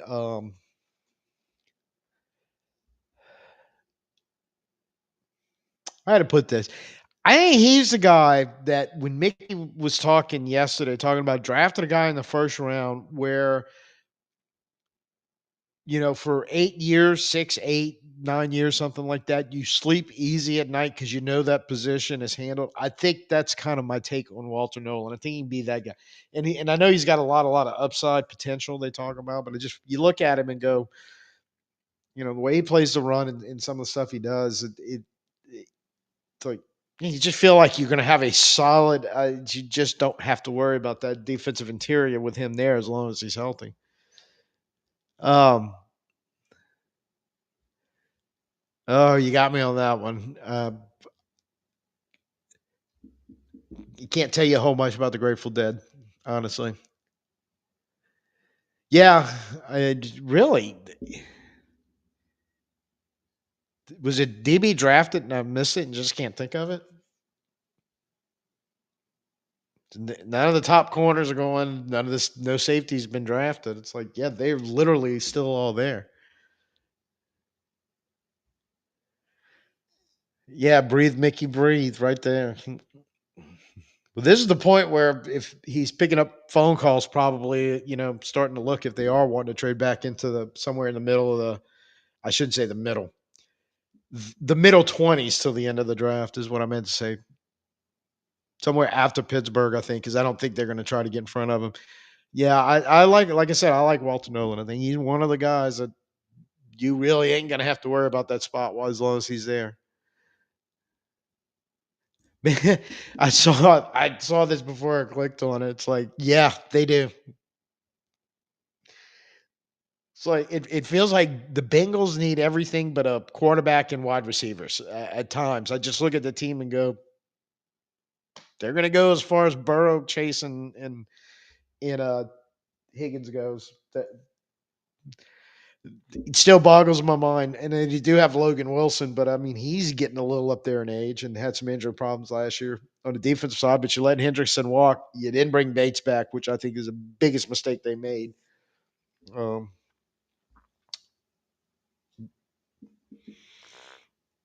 but yeah, you talk about a team that hasn't, I don't think, really tried to build their offensive line in years. Might be a good idea for them to get started doing so.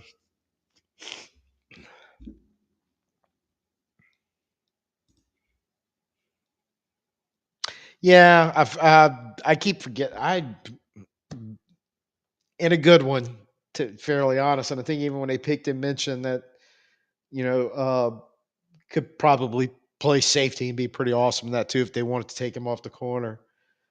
So yeah, I forgot about Hunter, but I think of him as a wide receiver, really and truly. I know how awesome he is on the playing corner and all, but I'm just like when he was at Colorado, some of the catches and the big plays he made again, it was like, holy crap, that dude is just really, really good.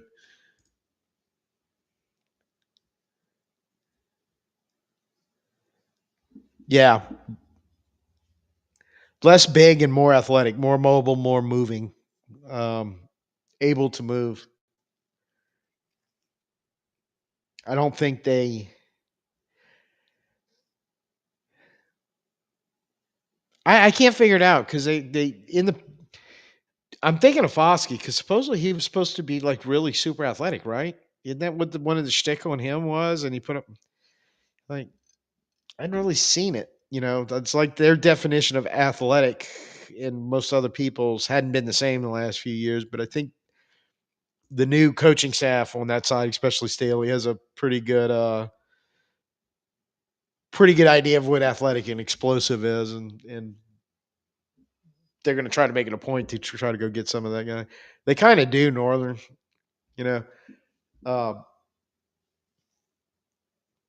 I mean, what's the spot we got locked down? Maybe linebacker when Pete Werner's completely healthy. Maybe, maybe cornerback.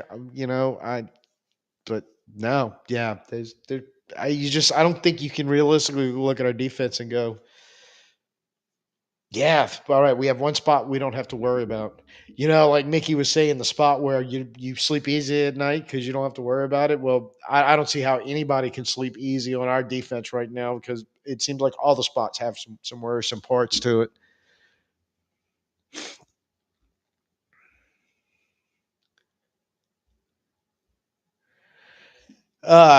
Braden Swinson. Um, I'm assuming that's who you mean. Yeah, man, he's like as a pass rusher. Just and look, if you are talking about Braden Swinson was at LSU last year, and he was a guy quietly that y-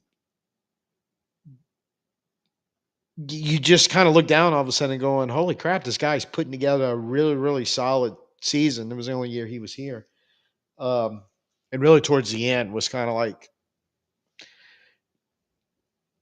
looking like the best pass rusher, than really the only pass rusher at times we had on the field. And then when he get to the combine, the pre-draft process, yeah, everybody was just like, "Oh, whoa, he can play and he's moving up."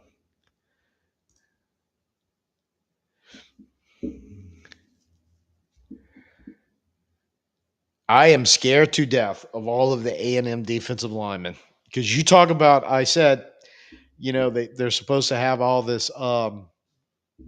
And I like Green. I do like Mike Green, and this is a spot where I think, and for a team like this, going meh, yeah, probably worth it. Um, but to get back to Shamar Stewart and the A&M defensive lineman that everybody like testing off the chart, and these guys are physical specimens, and that hey, good call on Shamir Stewart. You talk about a whole group of guys that just didn't seem to. I'm talking about the production of Michael Williams, like a bunch of those guys, not so much either. Um, Not to say that they can't play in the NFL or they aren't good or anybody's wrong on them, but again, I just like to see a lot of sacks or something next to their name when they start telling me about all this stuff.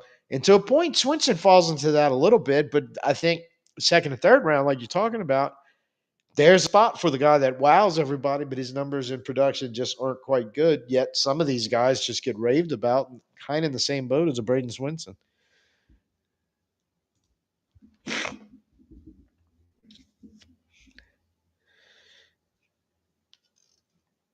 Baron Somdi's on one side, and my trademark black and gold network is on the other.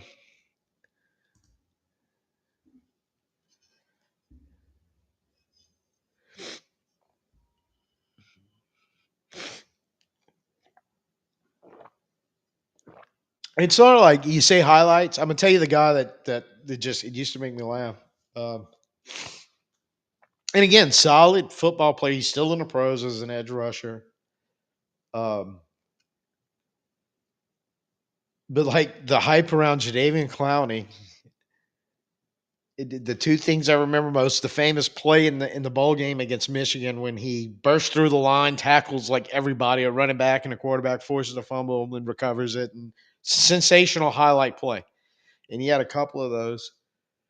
Um, Everybody's raving about, he's kind of like they talk about Miles Garrett, and he's good. I mean, don't get me wrong. I'm not saying he's a total crap in the NFL, but he not quite at the Miles Garrett or potentially Michael Parsons level, but good enough.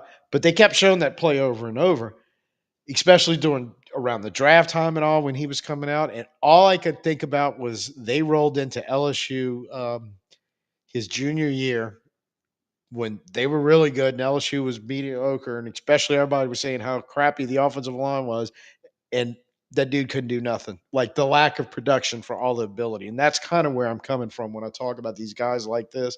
Going 4 quarters against a line that were giving up sacks left and right. But I can't remember the year that was, but it wasn't good for LSU. He did nothing. You know, it's just stuff like that always sticks in my head. So when I start looking at the numbers of those guys and going, "Are you really getting what you're buying there?" You know.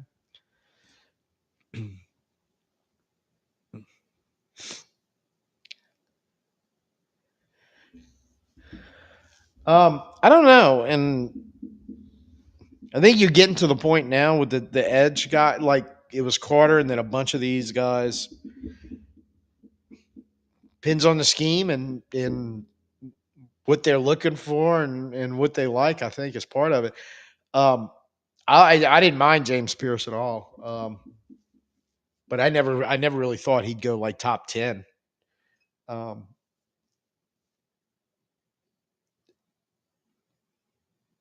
Green, I kind of like. I really do like Green, but Green and Stewart and Pierce and like that whole next group, I see like middle to back end of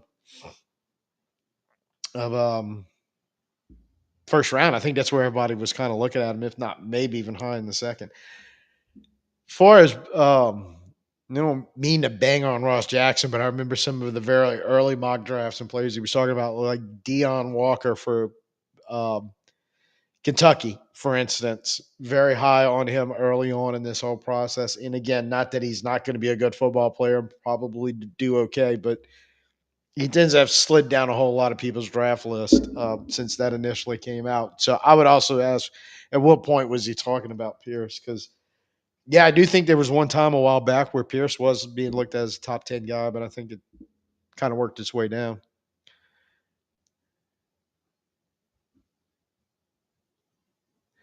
I saw Gray Zabel in Seattle. Yeah, it seems like that's all their pick for him. That's another sort of like, and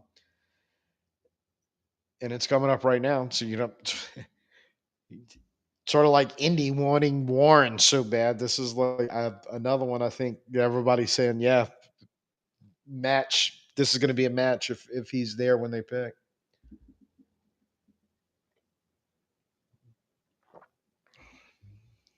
Yep. Um, yeah, Zabel. So Seattle, yeah, kind of. I wanted to say, I guess, gets their offensive lineman because it's pretty much sounds like they're thinking you can plug and play him anywhere in that offensive line.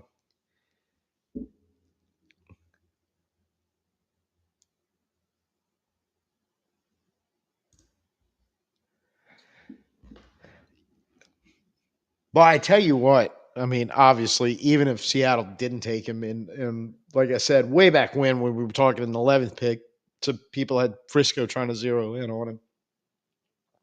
Um, Here's a fun debate, right? Would Mickey have tried to trade back in the middle of the bottom of the first for Gray Zabel? Because I tell you what, talk about fixing your off or having a very legitimate shot to fix your offensive line in just a couple of years. A move like that, we could probably lock it down. I don't think he'd ever have the cojones to do that, or because but still, I keep forgetting about the Boston College edge rusher. Yeah, he's in that mix too, with Pierce et al. That kind of range. Like it's almost like the defensive interior where everybody had or most people thought, I should say, Graham way up here, and then a big chunk of guys right after him. Yeah, kind of all grouped together, starting with Ward and Walter Nolan, and now the rest of them are going to kind of bleed in there, almost like Edge was the same thing. With Carter up there, and then you probably getting into Williams and that group and all, and then you're really going to get into a big bunch of edge rushers, Pierce, those guys. So yeah, or he might just be his Twitter might be faster than mine because I've seen a couple of them pop up in Twitter before they were announced up there, but it's a very hit or miss thing with the people I follow whether they're going to post something on before Goodell gets to the podium.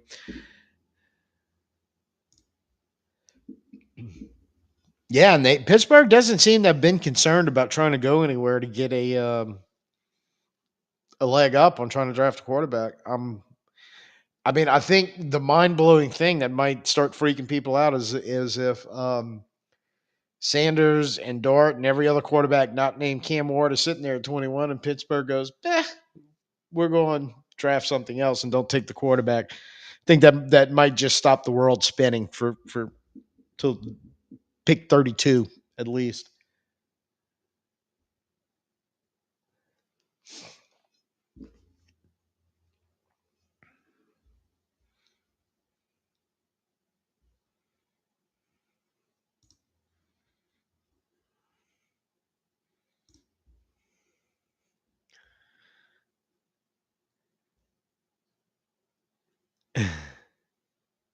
You think? Yeah, it's possible. Um,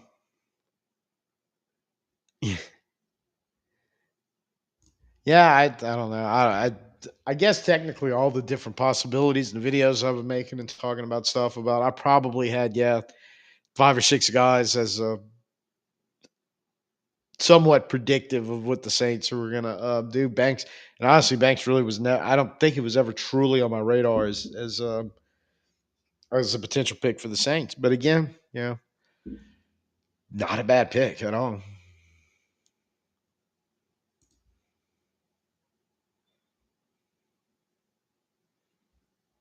Denver needs a running back. I mean, they do. They need some weapons for Bo Nix, no doubt. And then they got Cortland Sutherland to at least give some help at receiver. Maybe some of those young guys they drafted last year, Valet or Franklin, will help out. But I'm looking at that backfield going, they really need to add a running back.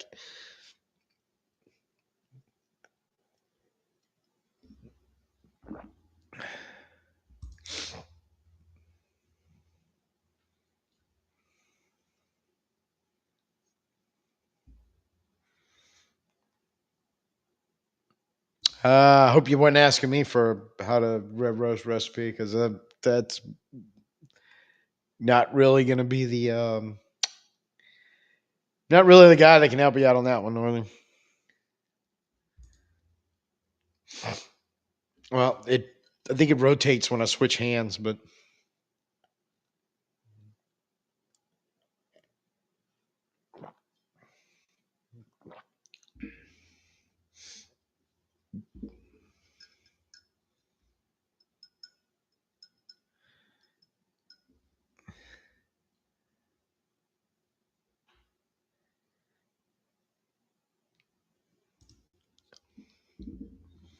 yeah, you know, and he's gotten a little mention about possibly going in the first round. Kansas City supposedly was looking real hard at him in the last couple of days, wanting to try to get an upgrade to there. I like him a lot. I do, but like I said, it's like Hampton, like Judkins, like man, if you don't get a running back in the first 2 days, in Yarns, I believe his name is the running back from Delaware State, the Hens or whatever. I think it was the same college Joe Flacco went to, but he's down. I'm like, grab him. That they're just. I put it this way: one thing I would be greatly upset with the Saints is that's a position of sort of need and kind of important for the Saints is running back, getting some depth there. They need to come out of the draft with one of these. There's plenty to pick from. It seems like at some point you could just go, "Yep, we're going to grab another run. We're going to grab a running back."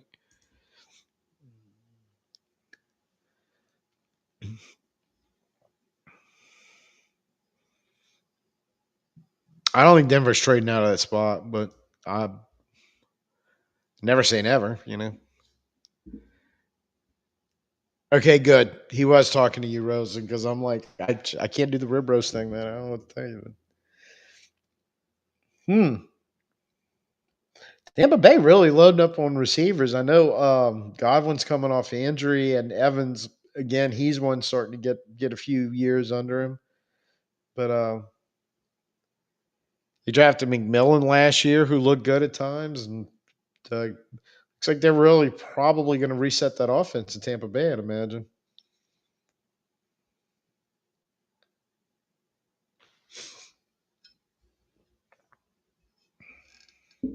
Interesting.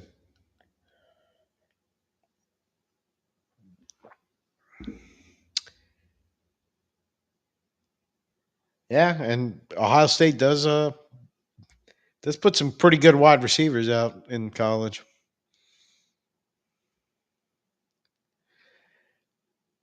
Oh Lord, if that happens, yeah, all hell's gonna break loose. If they, yeah, because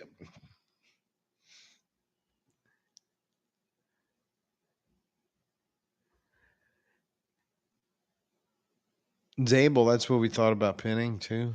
What, that he can play anywhere? No, I never thought that.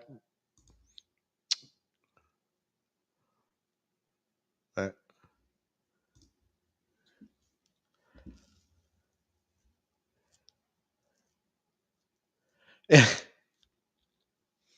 yeah, so we got that going for us, huh, Rosenfeld? Um,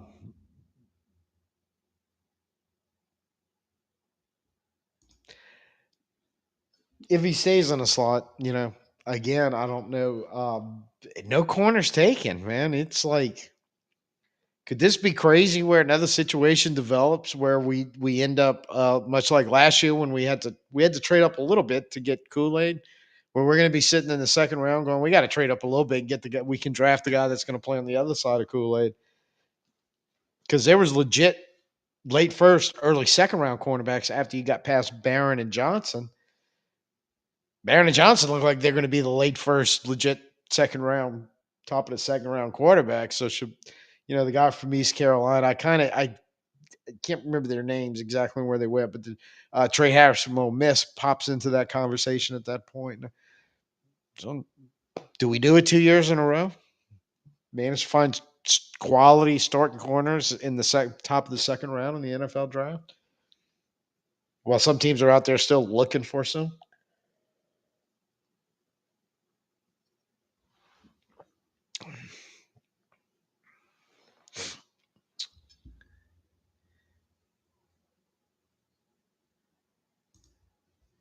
Yeah,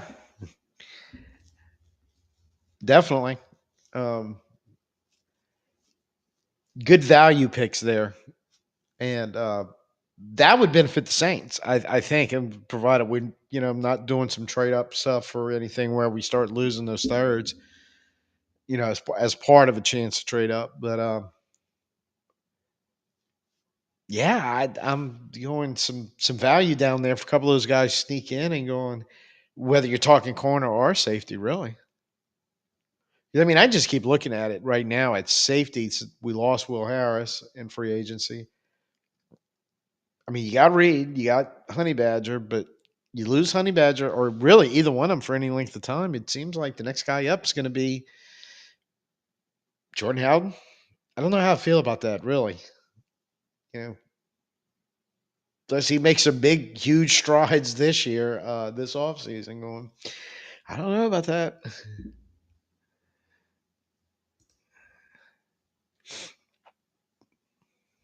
Revel, that's the guy I was thinking of, or Ravel. Not really sure how he says his name. Morrison, forgot about Morrison from Notre Dame. Yeah, that's all the corners there, and Notre Dame Watts, the safety too. Thomas, Florida State, I believe that's the one. Yeah, I mean that's.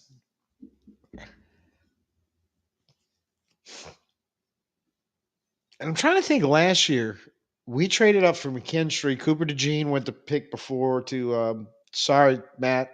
I know that's a sore spot with you that we didn't get DeJean, but um, Lassiter was in that group. And I'm trying to think, there was a couple more. I don't think they were all in a row, but in that area, just some really good defensive backs that were all drafted in that 40-ish range in the second round, and going, man, you're looking at those names going, some of those would be really great picks at 40.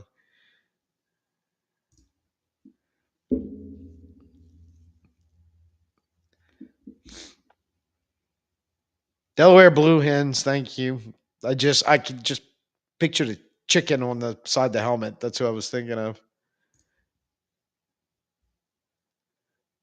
Yeah, I know. I know. You were heartbroken when he went to pick right before, right? I think it was a pick right in front of us, huh? Yeah, I'm now again. I forgot about Amanawari, possibly being a first round pick, but so I'm assuming Starks was in this area somewhere, was likely going to be picked, but we'll see. I mean, they're all sliding back, and then yeah, look, that's another one that I think a big, fast, physical player that could be flexible in our new defensive coordinator, our new defense with Brandon Staley is Amanawari. Probably do a lot of that box stuff, cover a little bit in there, create havoc, chaos, tackle, get to the quarterback somewhat. Makuba, love him. It's a total back end guy that nobody really talks about. I don't know why, because I thought he was pretty good with Texas, but yeah, would feel him handling the back end or having a chance one day to work his way into handling the back end. I think I'd feel pretty good about grabbing him somewhere like in the third round.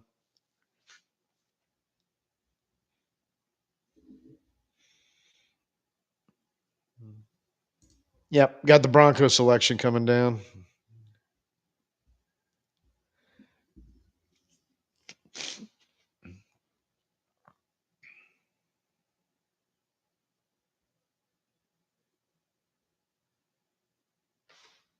Whereas Rogers got I don't know waste time.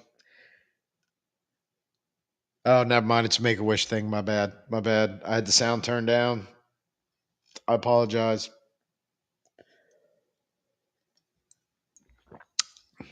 Um,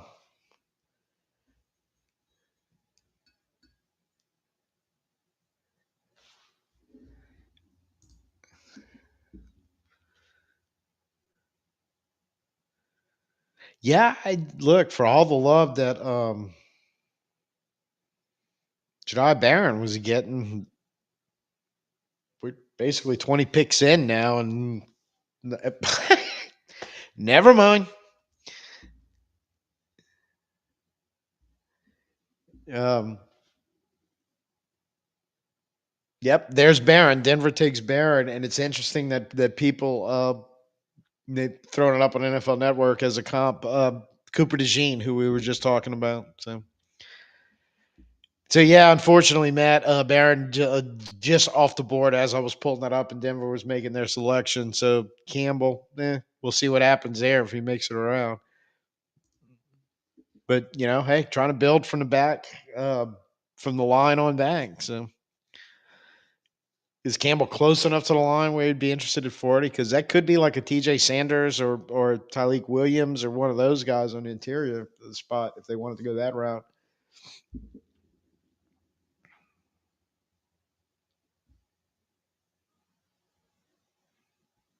Yeah, as of now, unless the only way would be is if they would start rolling into the first and into the second for kind of force our hand a little bit if we were really interested in taking one. There's no guarantee that we are, but and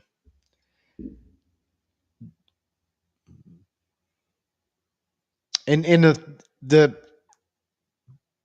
thing is when it comes to the Saints board right now, it's almost like again their evaluation, as long as their best available evaluation is pretty much on par to being somebody who was actually best available. I don't think we can go wrong. It's like again, positions of need and position of importance, and a few of those are we need both. So it's like it's if we have good player evaluations, it's almost like pretty much like we can't screw this up because everything's kind of a need for the Saints right now.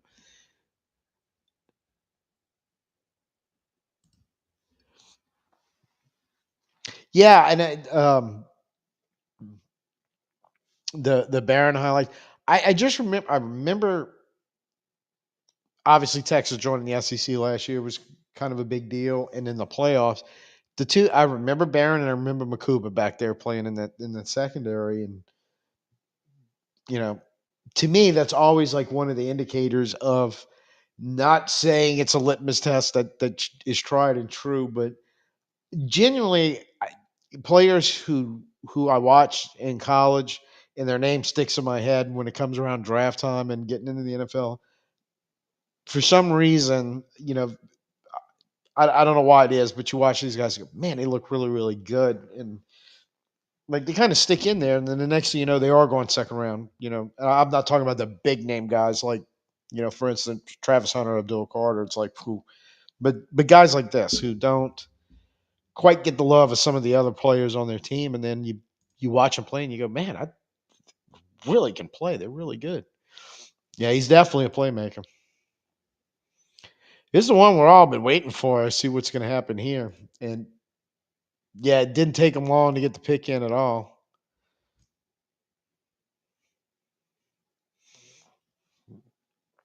O line in round two.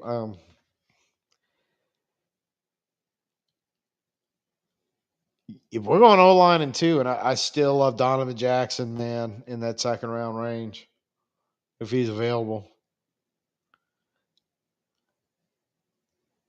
You're pretty much locking down your offensive line at that point with him. And there's a couple others that would in that area, which both guard tackle experience in college, that would be pretty, I think, pretty solid picks there. Wow. Whoa.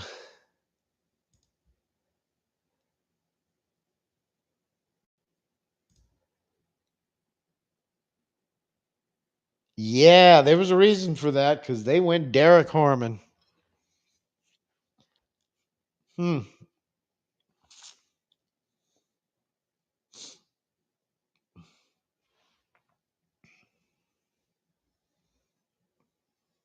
Which, speaking of defensive interiors, totally kind of forgot about this guy, and he ain't bad either.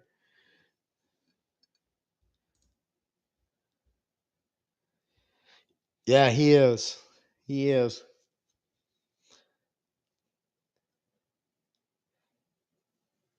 Man, they're getting to have it.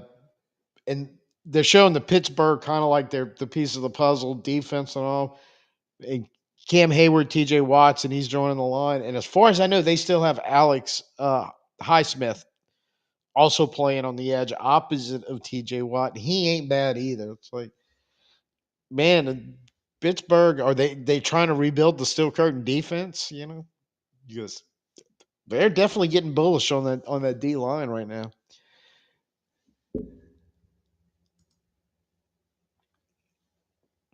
Cousins, Pittsburgh, you don't think Rogers on that?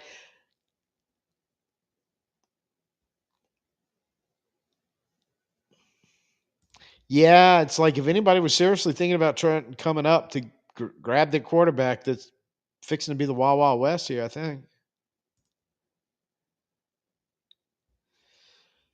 Yeah, Horman's the one I remember, but in the other, is it Caldwell or something like that? Yeah, but I think he's the bigger one, huh? It almost like the Michigan thing with Graham and Grant. Like Harmon's was their Graham, and the other guy. And I trying to think of it. I think it was Caldwell. Was kind of like their Grant. Uh, Hell, Ole Miss, Walter Nolan and JJ Pegues. Which, by the way, when we're talking about defensive interior guys that could probably handle playing in the zero technique, at least in a reserve role, how can we forget JJ Pegues?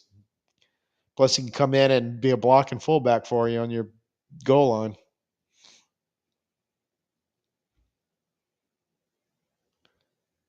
632. Well,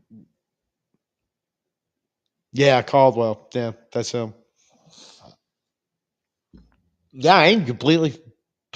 Harmon kind of takes your attention, and sort of like Nolan takes your attention, and you kind of forget about Caldwell and Pegues.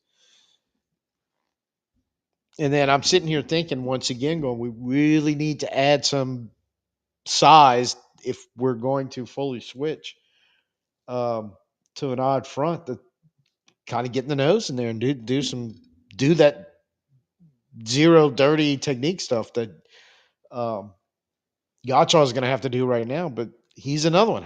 I don't know how much longer he's got in the tank. Yeah, I know Norman a lot. Collins, I've kind of forgot about him. But yeah, those tandem tackles seems to be paying off in college this year, and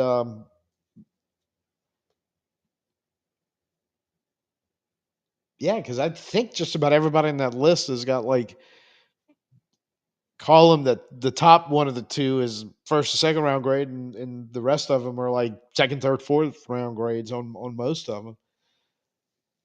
In the case of Michigan, two first rounders,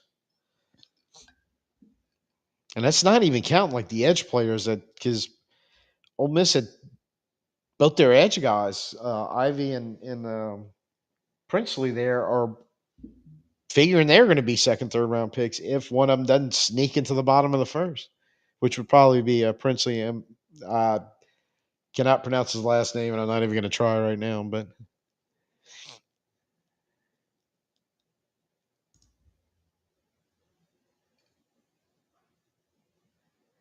That is neither, because there is no guitar or banjo anywhere in this house. So I have no idea what you're talking about. Unless you're talking about back there in the corner over this shoulder. That's the edge of a chair that's sitting in the that Fergus was just sleeping on last time I looked back there. But yeah, that's a chair in the corner of the room over there.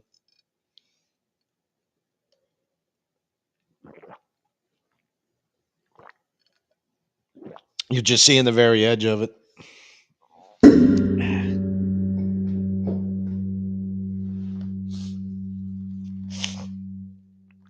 And getting back out in the flow there about we started having some quick picks again, and now we're like Chargers looks like they're gonna take most of their full pick. I have no idea what they're gonna do here. Um could this be a spot for Hampton since Denver didn't go that route? Because then most of their running backs, I think, Dobbins and Harris from Pittsburgh going.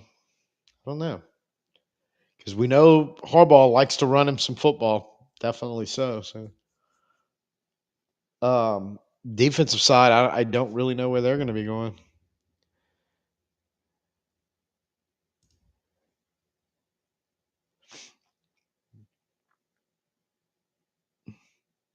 Yeah, and forget about South Carolina over there too. Which, I mean, not forget, but Kennard on the edge, and then we did mention Saunders a little bit on the inside. Now it's another one that if you watched him play, he made you notice him when he was on the field.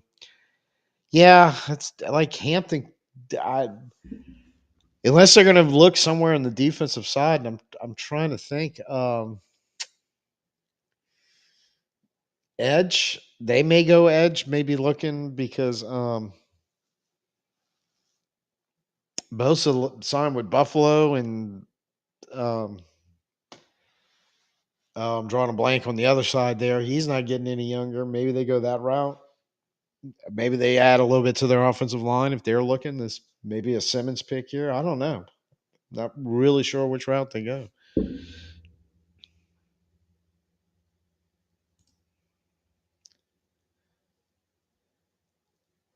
Yeah,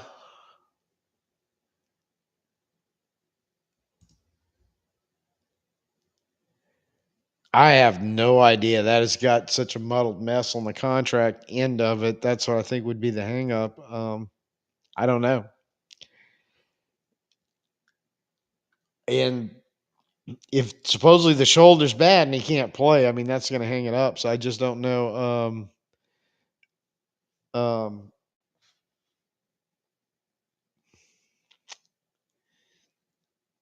I don't know if he's tradable right now. Really, even if somebody would like a Pittsburgh would be interested, I think Cousins would make sense. So they just pulled Rodgers in for one more year, and he said he'd only play for 10 million a year. So whether we believe that or not. um, I would assume so, but I skimmed over it. I thought it was all second rounders in this draft, but I don't remember 2026. And it's so far down there, I don't know if I'm going to be able to find it.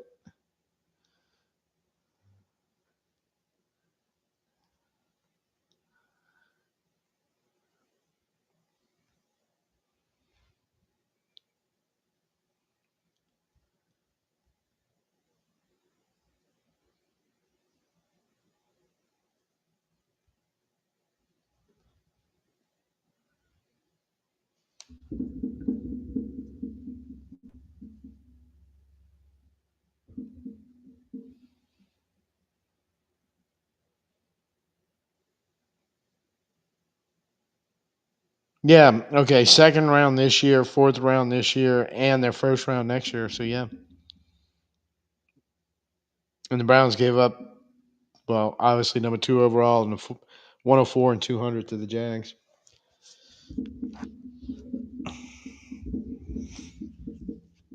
So yeah, I don't think Cleveland did very well with that trade. and having to restock their team with rooks. Oh, there you go. Rosen was on it too.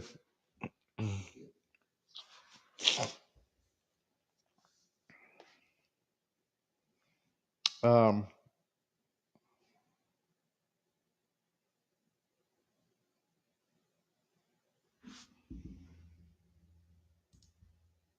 yeah, that was the 200 number 200 was that 6th round pick. Interesting. Who really got the better end of that? I understand they're giving up. They really wanted Hunter though, but I think Cleveland came out on the best side of that. No, for sure. Next year when they get that pick and that second first, see what they can do with that. Well, defensive back slash wide receiver. I mean, or both. I don't know.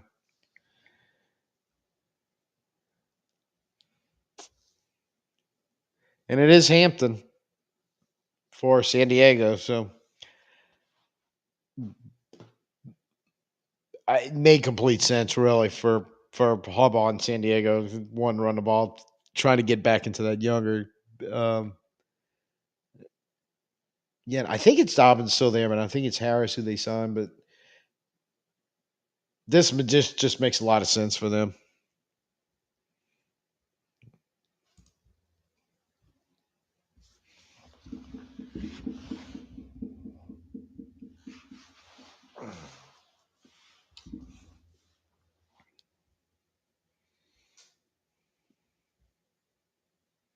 Yeah, Hampton is like Deuce. I never really thought of it, but yeah, that could be a pretty good comp for him.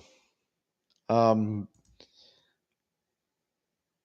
yeah, that's right up Harbaugh's out. I mean, kind of, it felt right to say that. Yeah, they were going to take Hampton, second best running back on the board. Um, like I said, he loves to run the ball. He loves the running backs. It kind of seems to be the way the NFL's moving nowadays. Is add more and more running game and um, to go with the defense. And San Diego's defense was pretty good last year, but I'm sitting here thinking, yeah, edge is probably somewhere where they would need to add on that defense. But I think for the most part, they're in pretty good shape everywhere else.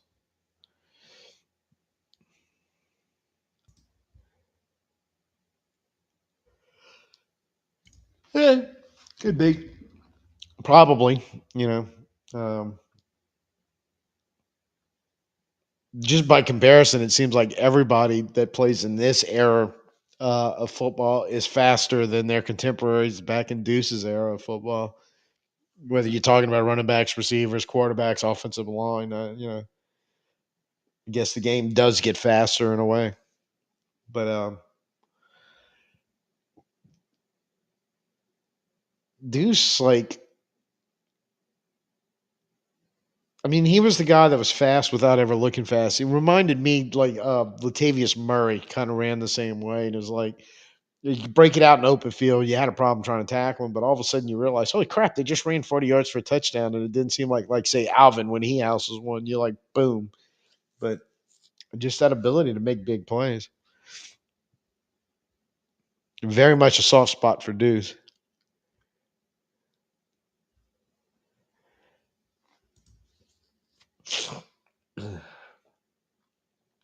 Connolly Jr.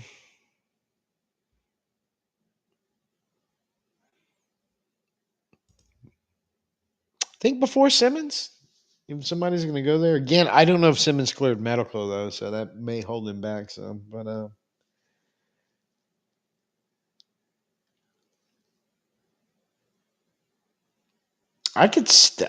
honestly, I could see Green Bay going wide receiver here too because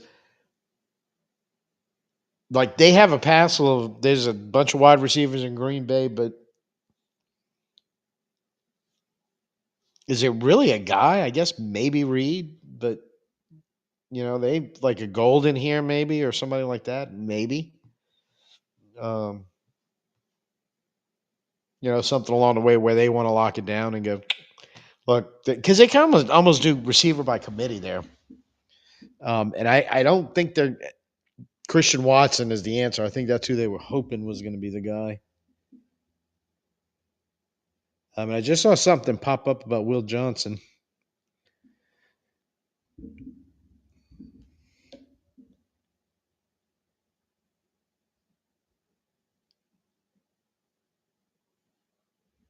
Okay, Schefter was saying that apparently that Will Johnson's still dealing with some type of knee injury, and that's causing some concern for NFL teams and drafting him. Which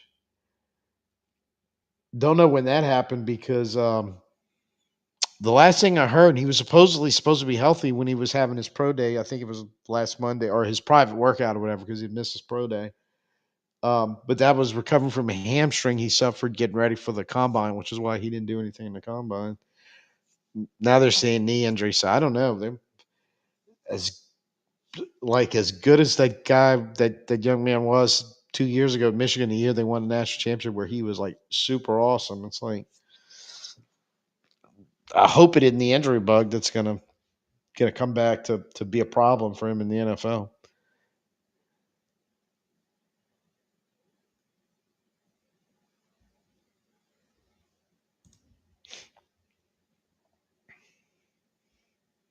Yeah, it's like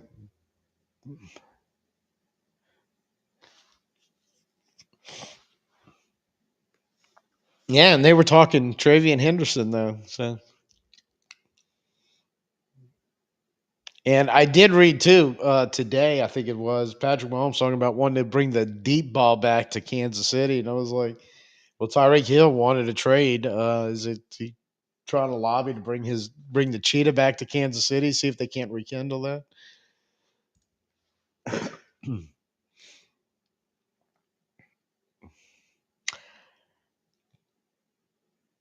I don't know if I'd have done it.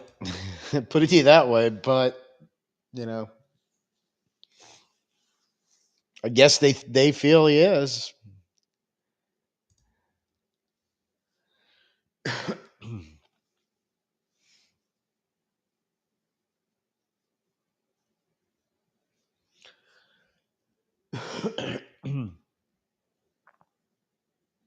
Yeah, and depending on I didn't know their whole if they had multiple day two picks, give up a second and they may have extra third or um, switch around those fourth round picks. But yeah, I don't know. I just don't know if that's the move to give up a. Like I said, I don't think I'd have done it. I like Travis Hunter a lot as a football player, but yeah, I don't know if I'm doing that.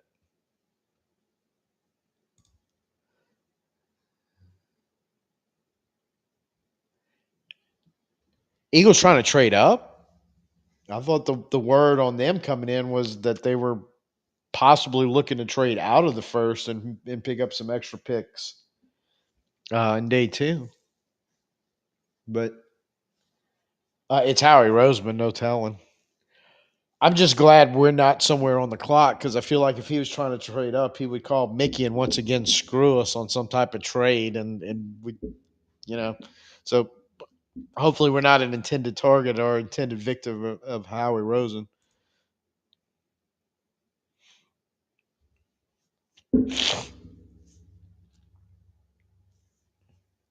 Really, took a while to get the pick in. I wonder if that was they were like close to a deal and just couldn't bring it in. I feel like this is the point where if it's gonna heat up, it's gonna heat up. But yeah, we're 22. Green Bay's got their pick. They're making their selection. 23 picks in, and really only one trade. Uh, the aforementioned possibly Jacksonville gave up too much for Travis Hunter trade, but not really a whole lot happening after that. Nobody's really moved. Um,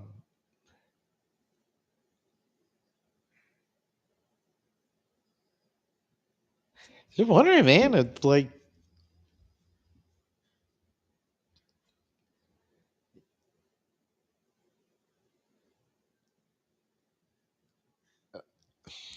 I'm curious. Like I'm just curious. Going, hey, could it be nobody moves up, nobody gets back in from the second, like other than the one trade swapping the two and the five, number two and number five overall, where everybody else just kind of stays more or less put and just yanks a name off the board.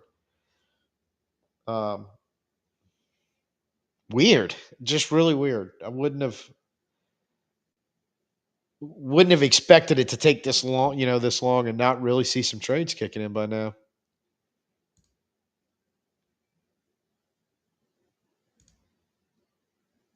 Yeah, I don't even know who Howard Stevens is, but Deuce was Deuce. That's like you knew who Deuce was,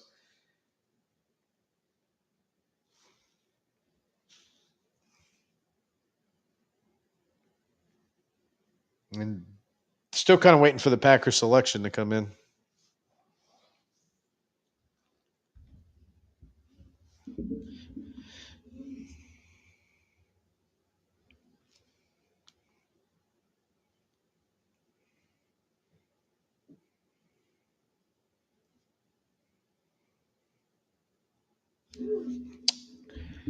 And the Packers take Matthew Golden.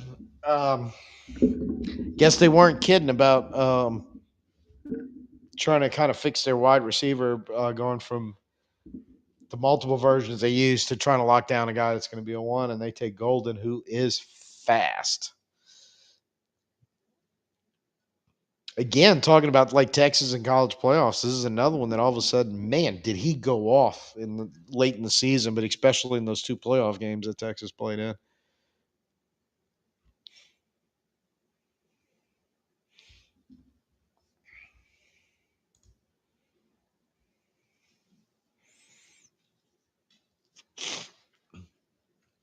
Yeah, and he's a bit of a.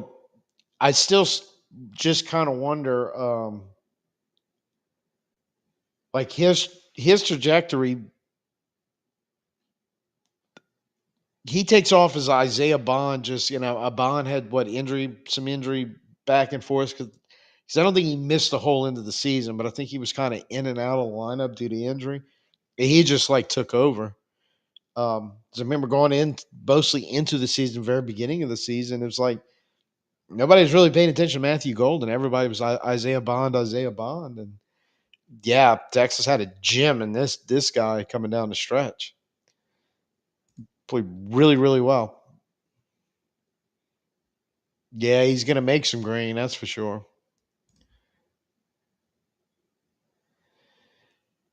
Um, yeah, like I said, the knee injury concern, if what Schefter's reporting has any teeth to it, though, that could be why Johnson's kind of on the skids right now.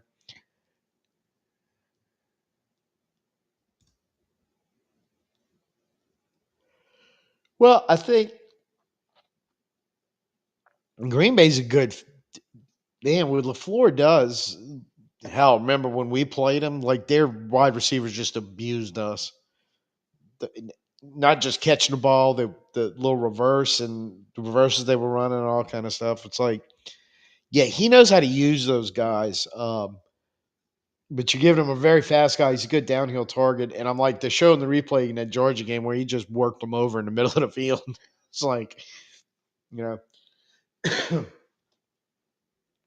yeah, there's, like I said, down that stretch, the end of the SEC schedule into the championship game and then the couple playoff game run, he was a dude. There was no doubt about it. He was a dude. Yeah, 987 and nine touchdowns, and it feels like he had about 500 of that, and about seven of those touchdowns in the two, like the last three or four SEC games and the two playoff games, if that much.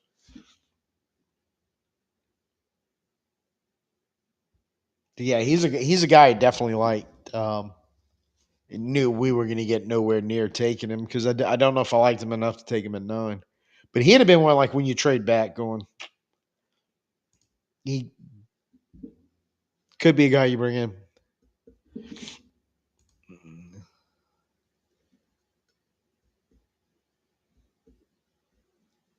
So really, 24 picks out of 32. We're almost 2/3 of the way through this thing, and still that like the fireworks trade or whatever just still hadn't, or the fireworks pick hadn't happened. I guess the closest thing is the crazy giving up probably too much for Travis Hunter to move up 3 spots trade, and the fact that Pittsburgh didn't draft a quarterback. And Sanders and Dart not going in the first round. And the real question is, do they need a team like the Saints or the Browns or somebody to trade up to get that first round slot, or is everybody just sitting tight and going to go, no, we're going to wait for those guys in a second? Kind of curious about that one.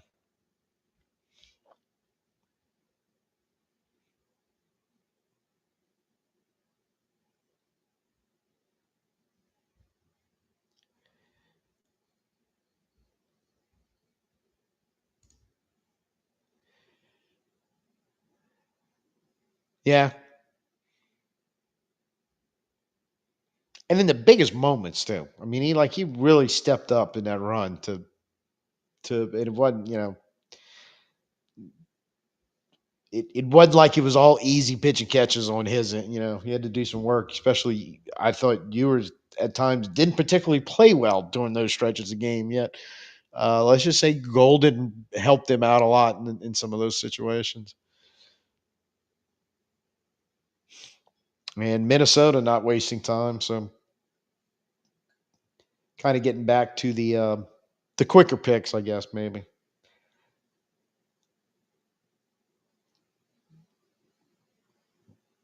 I'm not really sure what's happening on this one for the Vikings.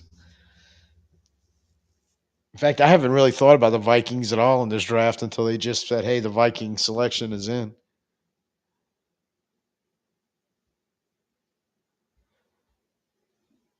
Rosen popping in the Vikes don't trade down. Oh, they took Donovan Jackson. Damn. Hey, this is a really good pick. A really, really good pick.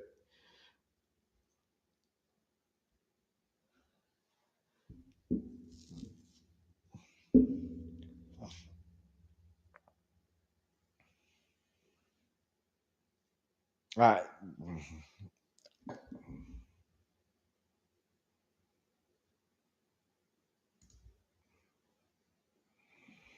If you're referring to the fact that Donovan Jackson was taken right here and we had no shot, I'm with you on that.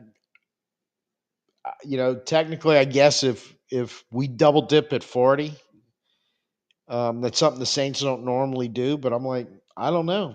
We're double dipping, and we got to trade. And it looks like the Giants are about ready to maybe take a quarterback off the board here.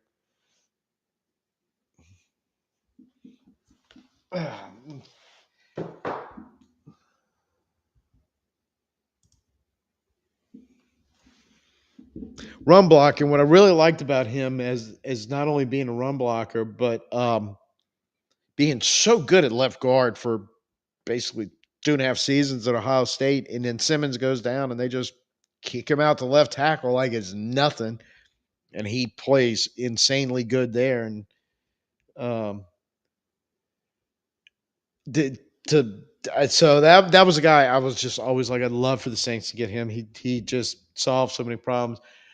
Giants are trading up with the Texans, 34.99 and a future third to get the 25th overall. So that doesn't seem, if that's correct, that's coming from Pat Leonard on X. So 34.99 and a future third gets you 25. Interesting.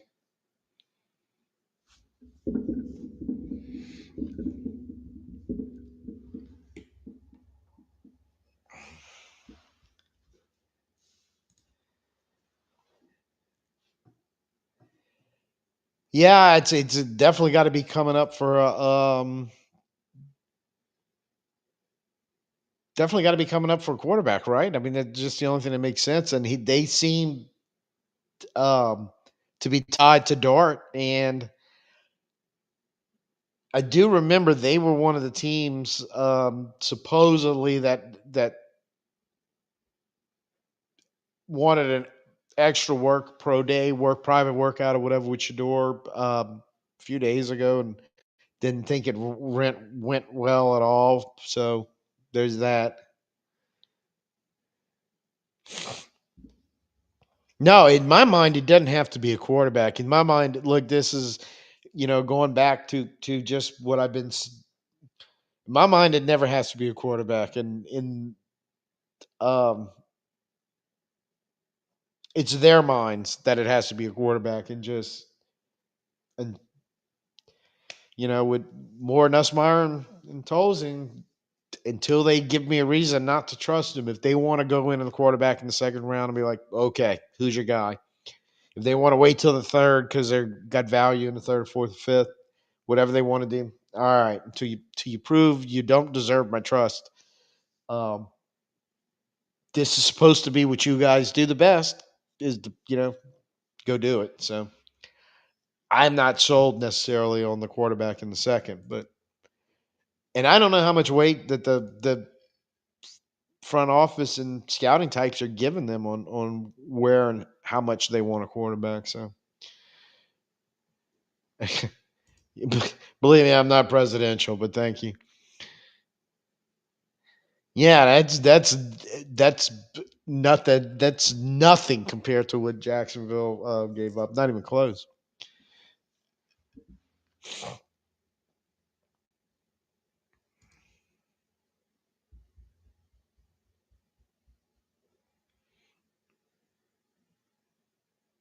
Yeah, that's a second and a third and a future third or 2026 third for the 25th overall. It really doesn't sound like that much.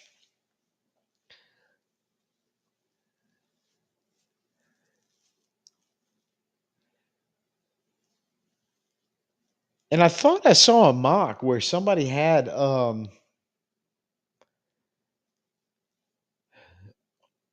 or was it a rumor on Twitter? I don't know. All this stuff runs together now. But Houston trading out of the first round into the early second.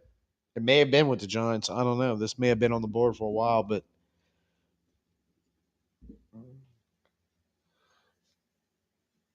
and I also saw too where one of the coach's sons put up. I didn't see it. I heard about it. Put up coach's sons put up a bunch of Jackson Dart highlight videos on Twitter, and it like got deleted and erased almost immediately. Almost like Dad said, "Whoa, whoa, whoa, whoa! Don't be doing that." Because I guess everybody was kind of reading into it. Well, that's the coach's son, and they're posting Jackson Dart highlight videos.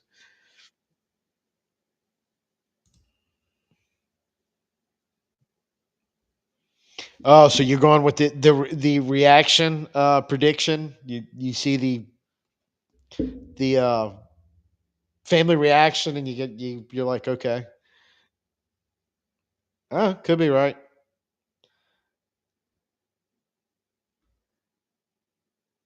The deal giving up a second and a third and a 2026 third for the 25th overall. I I don't think it's a bad move, as long as you get the pick right, because that's not really giving up that much to move up what almost 10 spots roughly.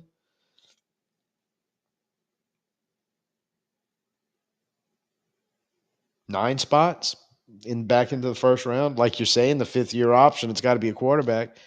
Yeah, I don't think it's too expensive.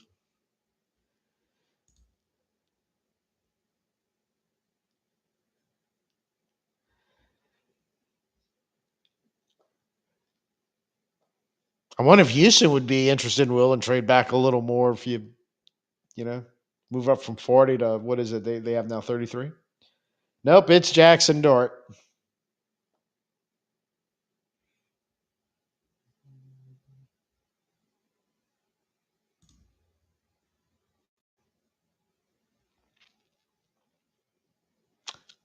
They obviously weren't smiling because the Shadura got drafted by the Giants. So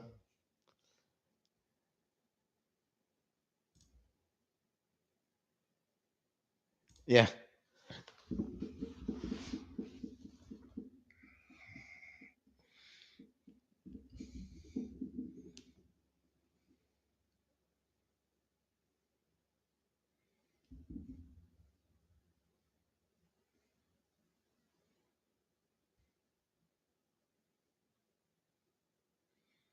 And Schefter's throwing out there that the Falcons are moving back in, trading for the Ram spot.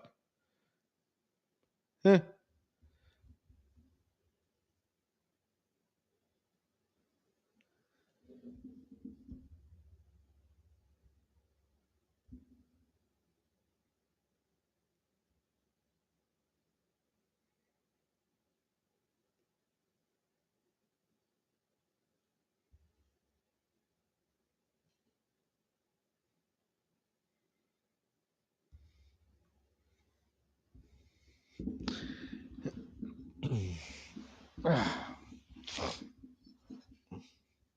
Oh, wait.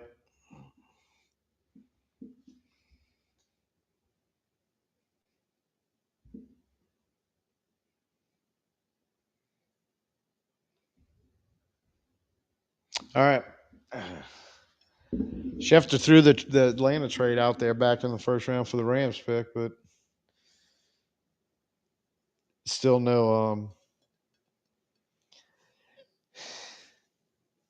still no what picks were involved.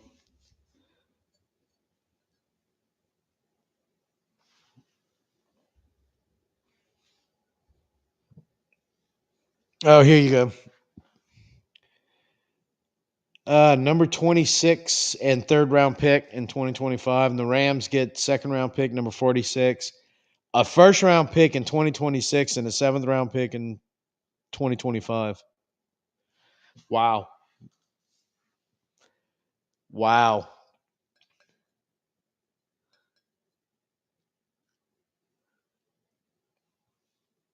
That seems a tad bit more expensive than what the Giants just had to give up to get Jackson Dart.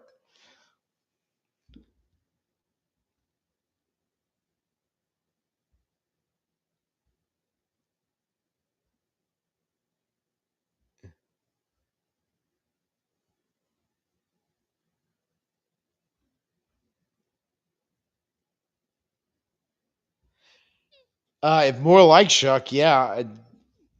Oh, sorry. Pull that up so everybody can get in on the conversation. Yeah, more like Shuck. Yeah, you stay because I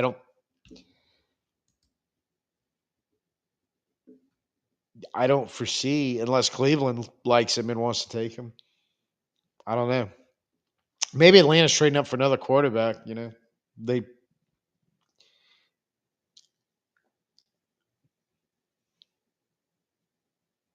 interesting move here.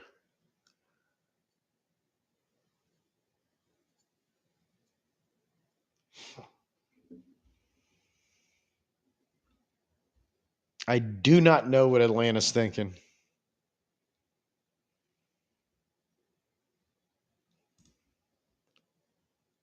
Yeah, Giants definitely got a deal because it didn't cost them a first round pick to move up. Like Atlanta just gave up to the Rams for this jump up, according to what Schefter just had posted. They took Walker at 15. I do not know what they're doing. I'm kind of curious.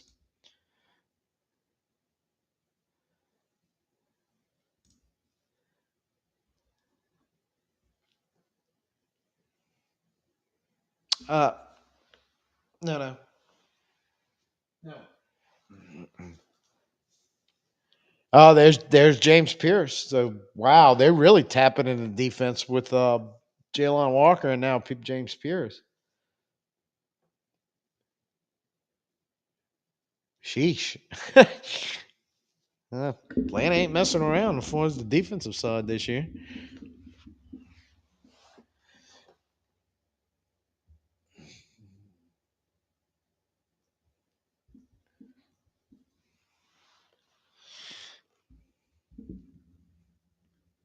Hmm. I do not. I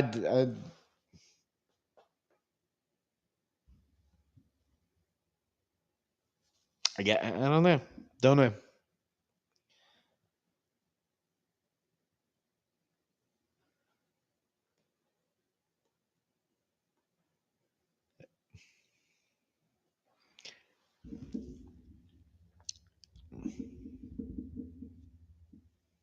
I don't.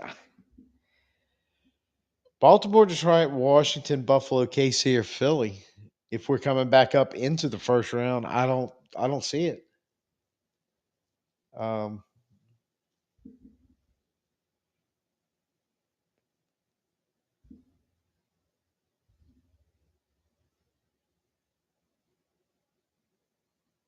I don't see us coming up. I don't see Cleveland going up.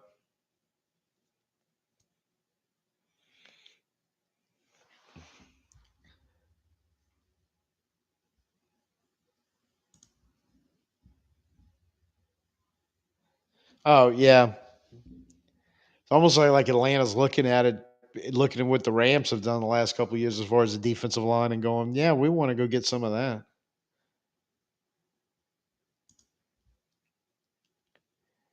Well, I mean, if we want,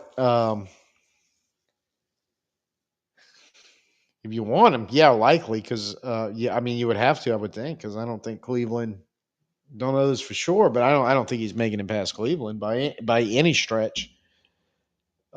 The question is, do you want to do that? Do you want to make that move? Really? Yeah, and they definitely have definitely have pass rush. There's no doubt they're bringing the pass rush back to the Dirty Bird. So be right back.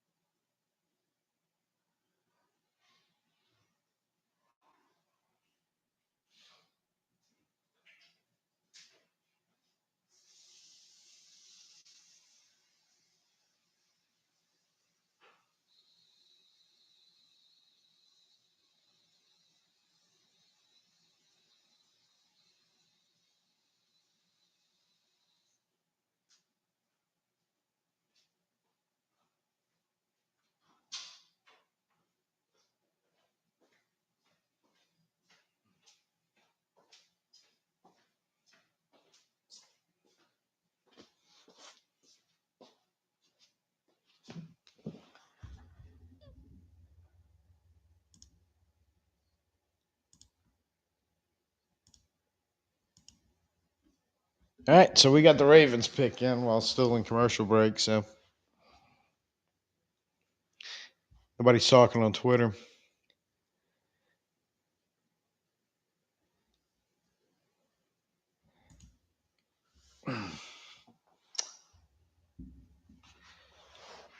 Yeah, there are.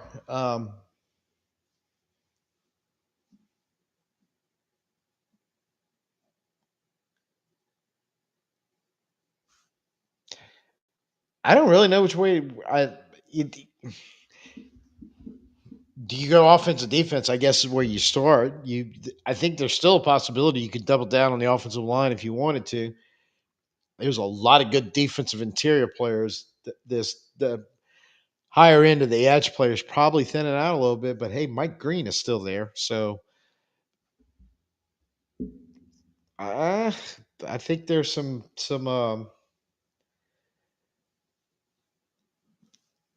I think there's some very good possibilities not trading up in unless you really want to go get Sanders. I think that's the only way you're thinking trade up. I think you send back at 14, you should be getting another. And I always kind of felt like we at 9-40, much like last year where we were picking at 11-41 or wherever it was, really good shot at getting two really good football players. Be really nice if we had two drafts in a row where our first and second round picks were actually, I don't know, good. and likely to get picked up with an option or extended.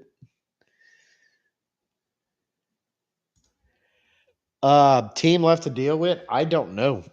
To be honest with you, maybe Philly. Like I said, there was some talk about Philly wanting to trade out of the first round and picking up a couple extra day two picks.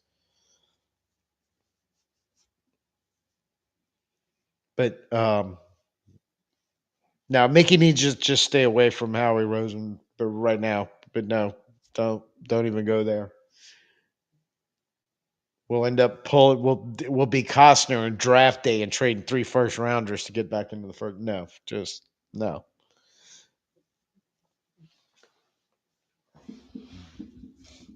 And throwing in David Putney.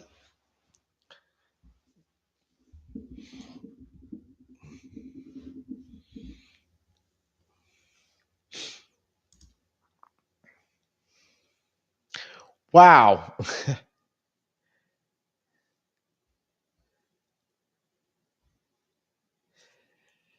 So the Ravens take Malachi Starks. So the Ravens are basically going to have a Hamilton and Starks secondary for the next several years. Wow. I did not see that one coming.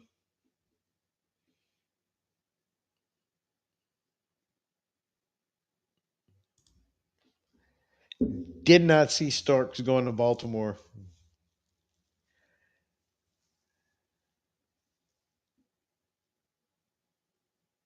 Yeah, I don't want like if I'm in the Saints draft room, I'm like trying to hide the cell phone from Mickey, just going through all the phones in the room, erasing Howie Rosen's, and no, just like no, no. This is just like too prime for another one of those. The trade goes through, and then we're going like, Jesus, we got screwed by Philly again.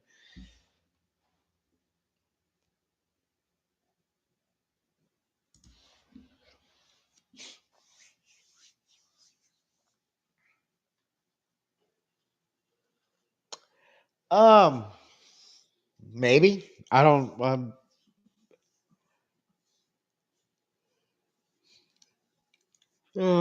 Washington.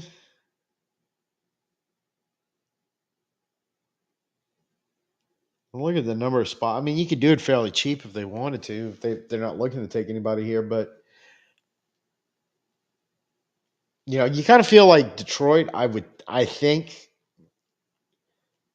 may dip in the offensive line a little bit. If not, definitely defensive line. So I don't think they're wanting to move out Washington. Uh, I don't. I put it this way. I know they're a good football team. Their roster was very good last year, but is it really deep? So would they maybe be interested in trading out of the first, not too far down in the second to pick up extra picks because they need to add some depth to that roster? Not unsimilar when some of the years we were picking late in the first round and kind of looking at the same situation, but we always chose to take the big swing at the or trading up for the big swing of one player and not developing the roster and kind of how we got ourselves in this position. So I guess if there was any team up there wanting to move back a little bit, Washington or maybe Buffalo. Yeah, I think Matt mentioned earlier about Kansas City. I don't think they're going down because I think they really need to start drafting some better offensive linemen and rebuild their offensive line.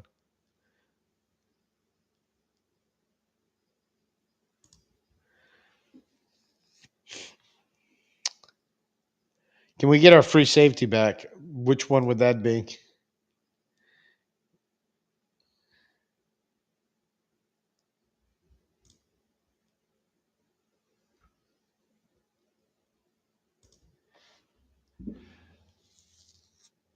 Um,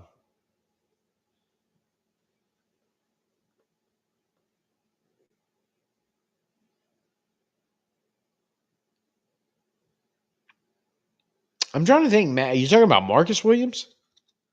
Our free safety back?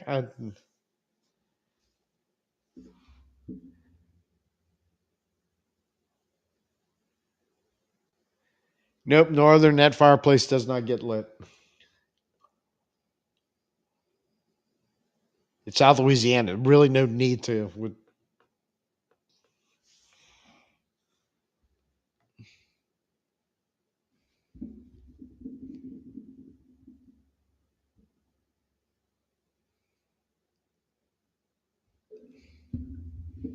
Yep, new on that end.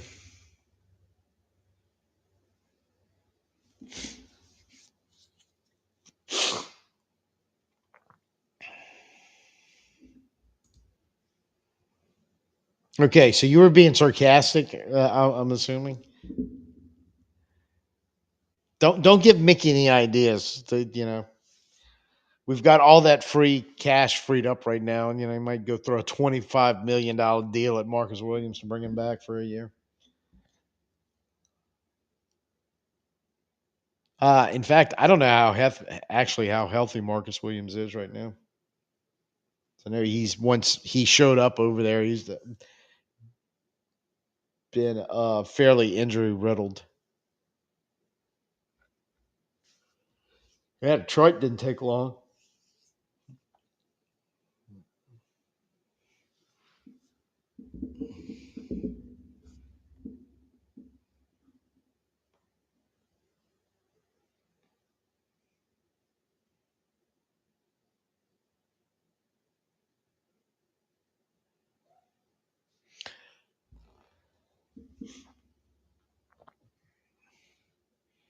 And like really, the Saints beat writers kind of. I mean, they're active, but they're not really talking about like getting no indication that if the Saints are trading up, that there's nothing from them at all. Ah, oh, so much for Tyleek Williams. Not going to be a Saint.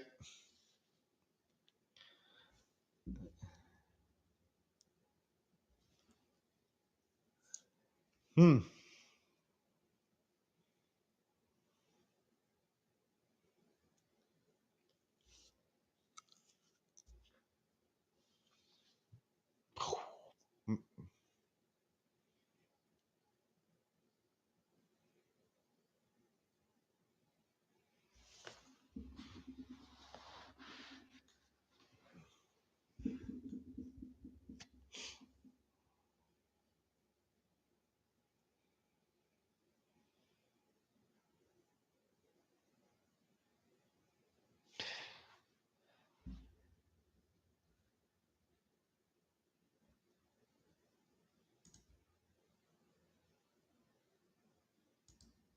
Costa's okay. That's just like the best worst movie ever made about the game of football. And look, let me tell you, me and my friends have made the David Putney reference in many different circumstances.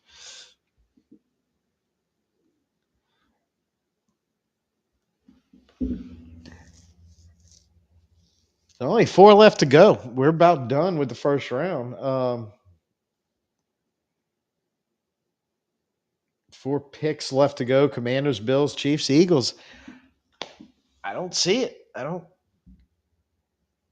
Oh, if you're talking about me, I'm well past. Like I reached my two yawn limits a while back. I've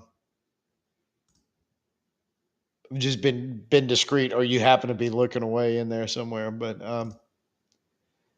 I will be right back in just a second. We should be having the last four picks then. Come on, you.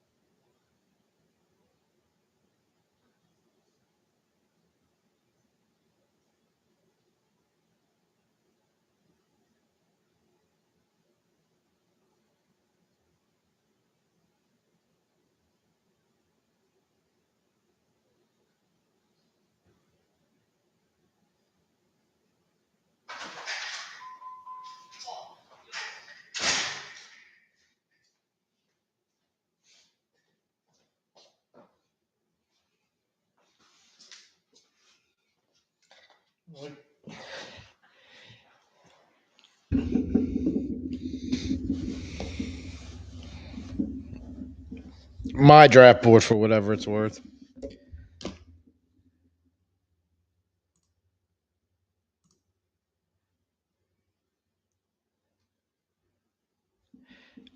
14 cats. God bless you, Rosen. 14 cats. I got two, and it's more than enough. In fact, that's what I did a little while ago was not feed them, but give them water. They were both, their water has to be fresh. Anything over like 15 minutes old, they're not drinking anymore out the bowl. And that was just Fergus walking by the camera. I mean, looking at quarterbacks right now, Shadur's still sitting there, and I don't think he makes it back to Cleveland. So if the Saints want to do something there, they're going to have to do it. And I don't see that happening, to be honest with you. My running backs, I mean, it's only Jinty and Hampton. So you're looking, and we were talking about running backs, didn't even mention, I love Cam Scatterboo. I'm a big fan. Still sitting there, but with Johnson, Henderson, Judkins. Um, Wide receiver, Luther Burden still sitting there, and a lot of people had him going in the first round. So if you want to go that route. And then there's that big giant group of second, third round guys, including Higgins, who's another one I really, really like. I don't think we're going tight end in the second round because I think now they're all, I don't want to use the word projects, but they're going to need some work. But they do all bring something kind of good to the table. Defensive interior, still looking at, I forgot about Darius Alexander is another one from Toledo on the inside, along with Sanders, who we've talked about. Okay, and Mr. Fergus is trying to make a cameo. Go on.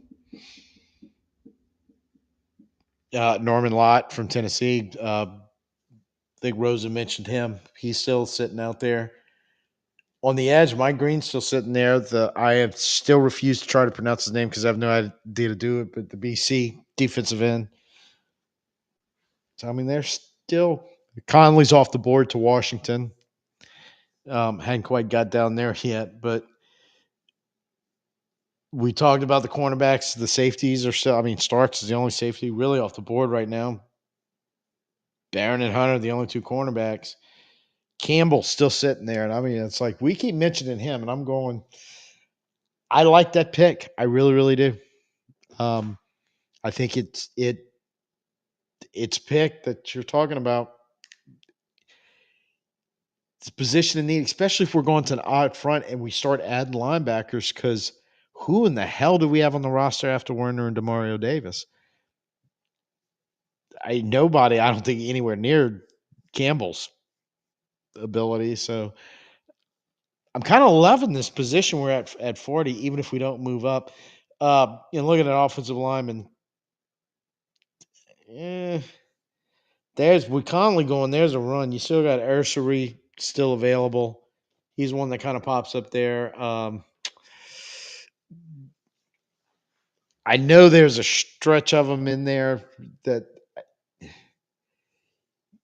I think we're solidly in the second/third tier of tackle types.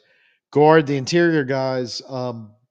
Booker was probably the one everybody was interested in where he's going to go. You still got all the Georgia guys still sitting there. After that, I think you're probably waiting until day three and taking a long shot on interior linemen. Barring something happening right here, because there's only two picks left with KC and Philly, we're not going anywhere. And 8 picks after that, going into tomorrow, I'm going. There's good football players still sitting there, and it's probably likely on the defensive side if we don't do something like go running back or receiver. I can't see tight end.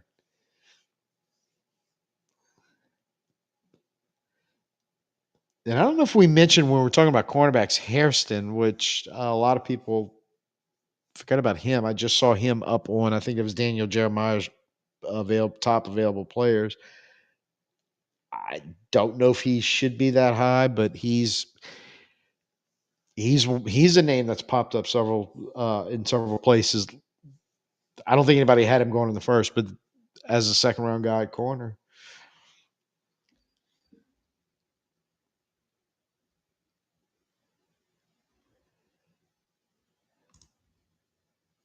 Just try to off my list thereabouts. No, for some reason I was trying to screen share um, NFL. It never was updating, so I just dropped it off and to go find another list. I could do it, but it's not easy to do it once I'm already live.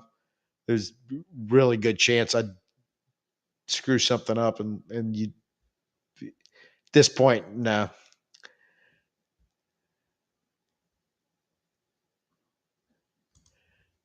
Yeah, I do too. But there's still some good ones. Just kind of ran through the names a little bit.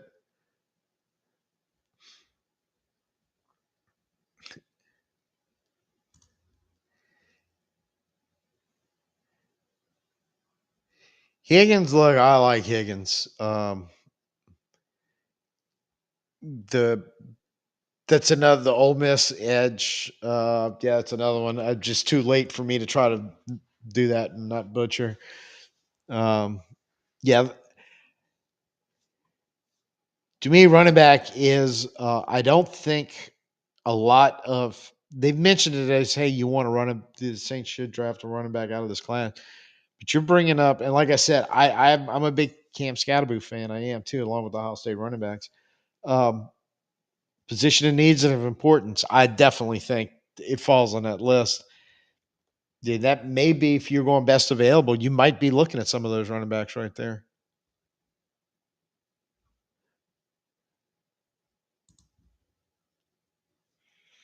Yeah, you stealing my line with the Jimmys and Joes. Yes, we need Jimmys and Joes, not projects. So that's why, yeah, tight end. I like, Taylor and Arroyo, Ferguson from Oregon, some guys I really, really like, but I'd really, really like to be thinking more about them somewhere in the third round and not necessarily at 40.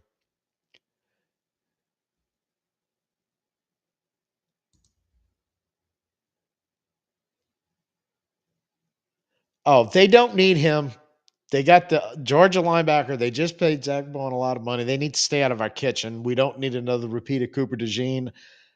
I don't know if the sports accountant could handle that. I don't know if I could handle that. That would kind of piss me off just because Philly ends up getting him.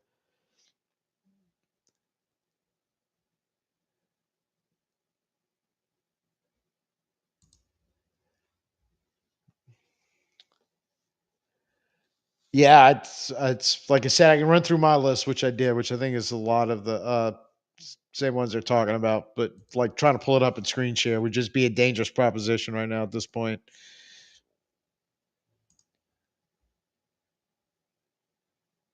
Yeah,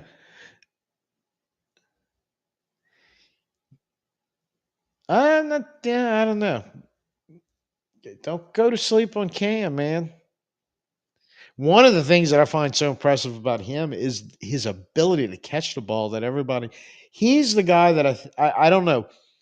He looks awkward. That's the only way I can say. Like compared, like not smooth like other running backs. And I think just for some reason, eh, I don't know, but I'm like, God, the guy can play and he can do a lot of things.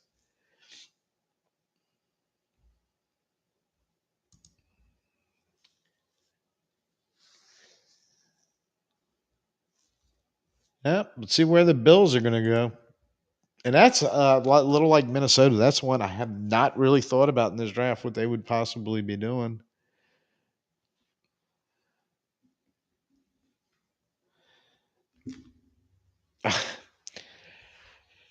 And there's Hairston going cornerback.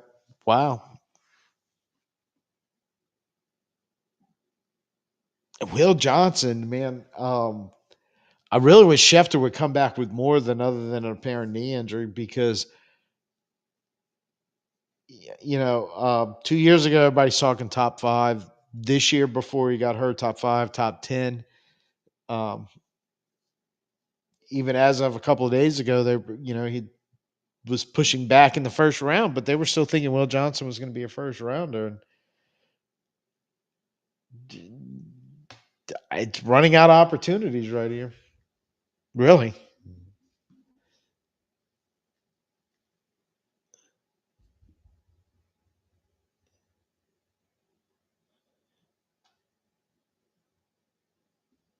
Matt Miller from ESPN can also coming in with the Will Johnson has a knee injury that teams are flagging. So,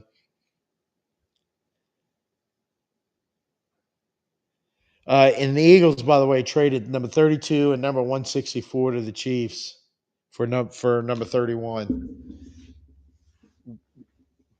which is interesting that they wanted to just move up one pick. Um, was somebody trying to take that pick from Kansas City, and I don't know, strange that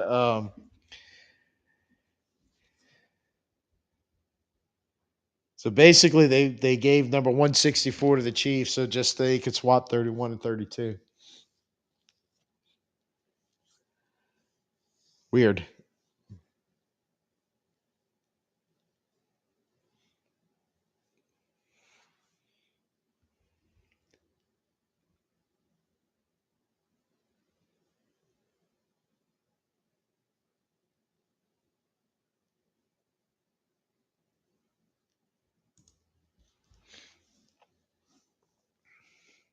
Yeah, but the knee injury, as far as I know, is new because I think it was turf toe that knocked him out during the season.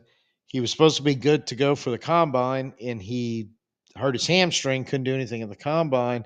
Was supposedly recovered from that when they went into that last Monday, that private workout. And I guess maybe that's where this knee injury issue came up. And I didn't know he didn't run, but it obviously makes sense now because that was during the time when we had the whole breaking car thing, and that was all I could really it was all consuming kind of for the Saints fans. But I did on that particular Monday afternoon try to find some stuff, and nobody was really saying much. What went on with that? I guess they're talking about it now. So like I said, now that's Schefter and Matt Miller both coming with some type of knee injury that have teams scared off. Yep, that was the trade for 160 swap picks for 164. I still don't get that, but oh, whatever.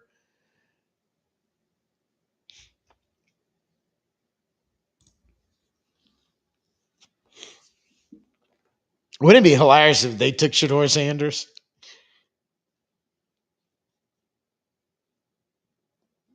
I mean, in no world we live in would that actually have happened, but it would just be that would.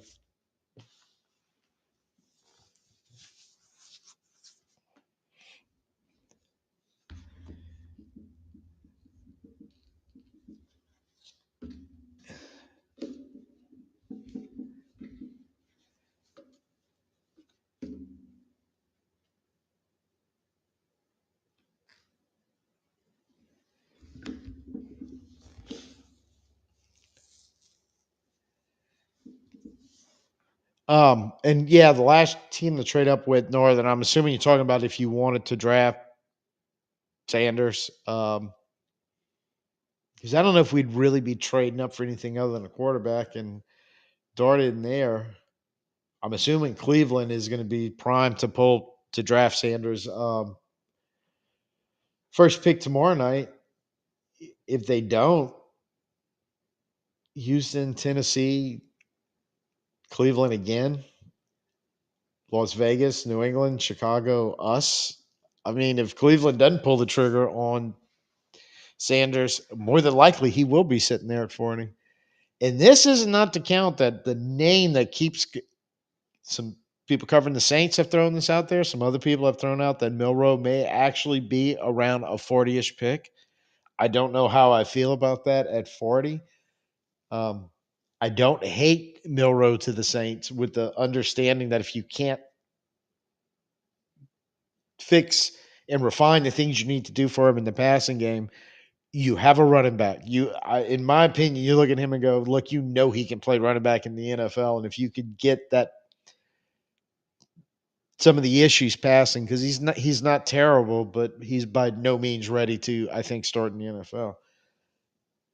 So that name's batted around. I never really talked about him, but I just look at Milrow and go, in the third or fourth round, knowing that okay, if we can't make him a quarterback, and if hell, I don't know if he can catch the ball or not because as far as I know, Alabama's never tried it. But if and he's an athletic guy, you figure he might be able to. Going,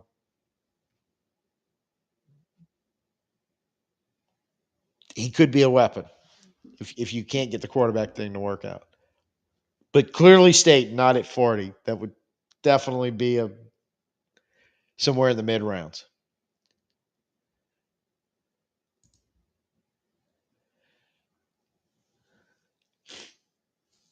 Yeah, that's what I'm wondering. If that was just Philly just for some reason trying to block somebody from moving up. Um, I don't know. The- Their pick's already in, so they didn't sit on it very long, whatever the case is. But um,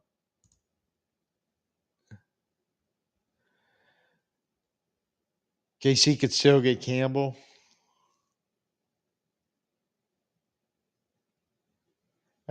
They could. I'm looking at offensive linemen. They're kind of man. Maybe Ursery, the guy from Minnesota, I guess would be probably the next one on the list. But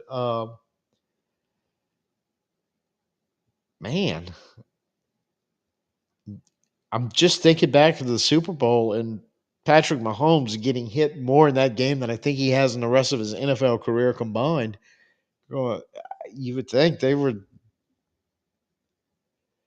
not be wanting to leave here without adding an offensive lineman, but I don't know if they do it now. So I'm kind of curious to see where KC is going to go.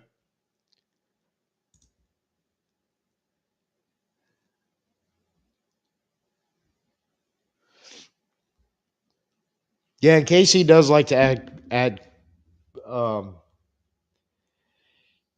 especially corners, but add defensive back to that like slot position they have where they play really well, and then eventually they rotate to outside corner, and then they eventually get expensive and they don't bring them back.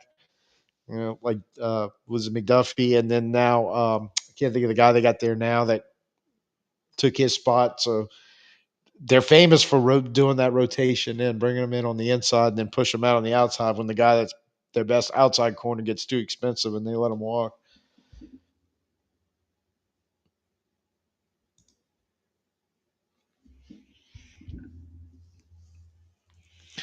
Um, yeah, it's not Johnson. The sports accountant may just, I don't know, this may break him because Philly just took Jihad Campbell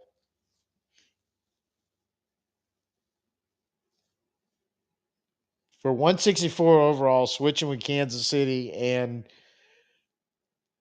just bringing up the thought, well, would Kansas City, since no offensive linemen are available, would they go? Would they go Campbell? And now with that Harrison's, like, this is strange, just really weird.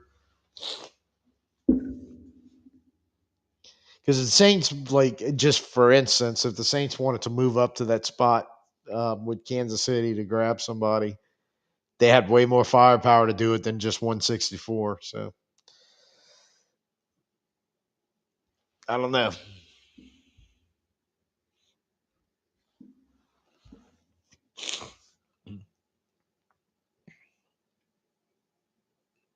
I may have to drive over to Matt's house and check on him right now. I'm getting a little concerned. Hopefully, he just kind of pops in, and I mean, I know he's not happy, but how many linebackers do they need? Good lord!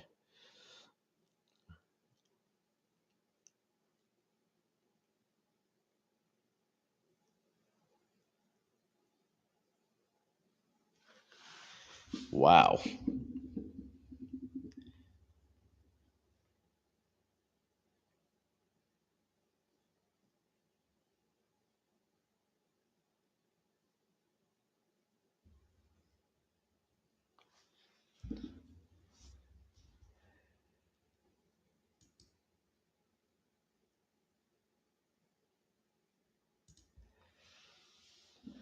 Yeah,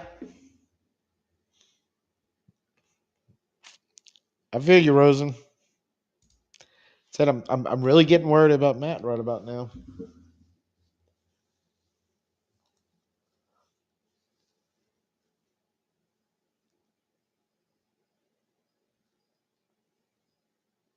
That is insane.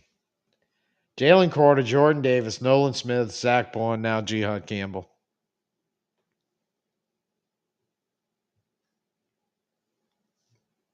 I'm very unhappy. I'm very, very unhappy. Not so much that we lost Jihad Campbell, but once again, Philly manages to just some kind of way mess with us.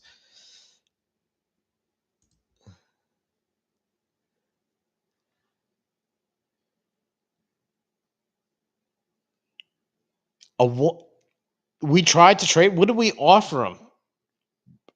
Number 248? I mean, it was one. Make sure I get it right. 164. I mean, Jesus. We're sitting on what, 73 and 91 right now in the third round?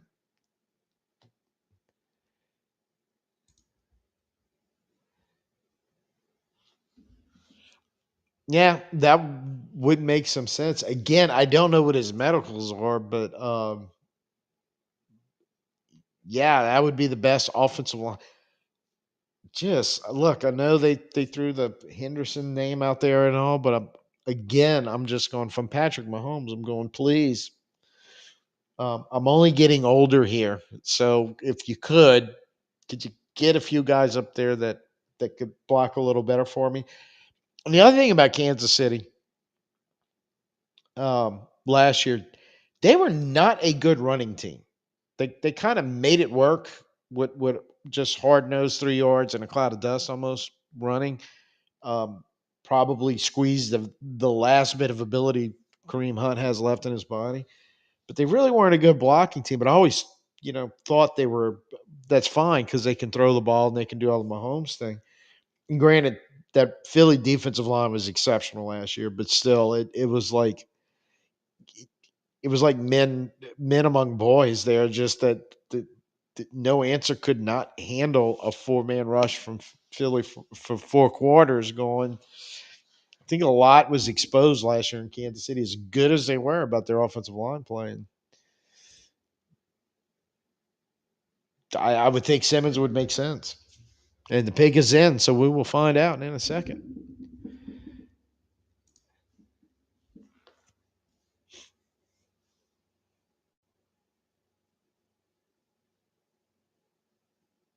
Hmm. Rogers a little late to the podium, though, I guess.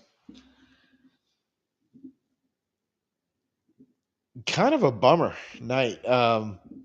Really, kind of towards I mean, Campbell was icing on the cake, but just you know, Dart not working out.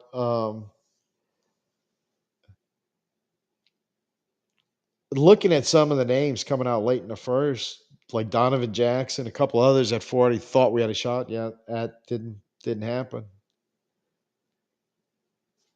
In Kansas City goes Josh Simmons. So that I think is a good pick for him. Um, I would think Patrick Mahomes is kind of happy about this one, going, okay, good. Uh, no, he was a good left tackle. So,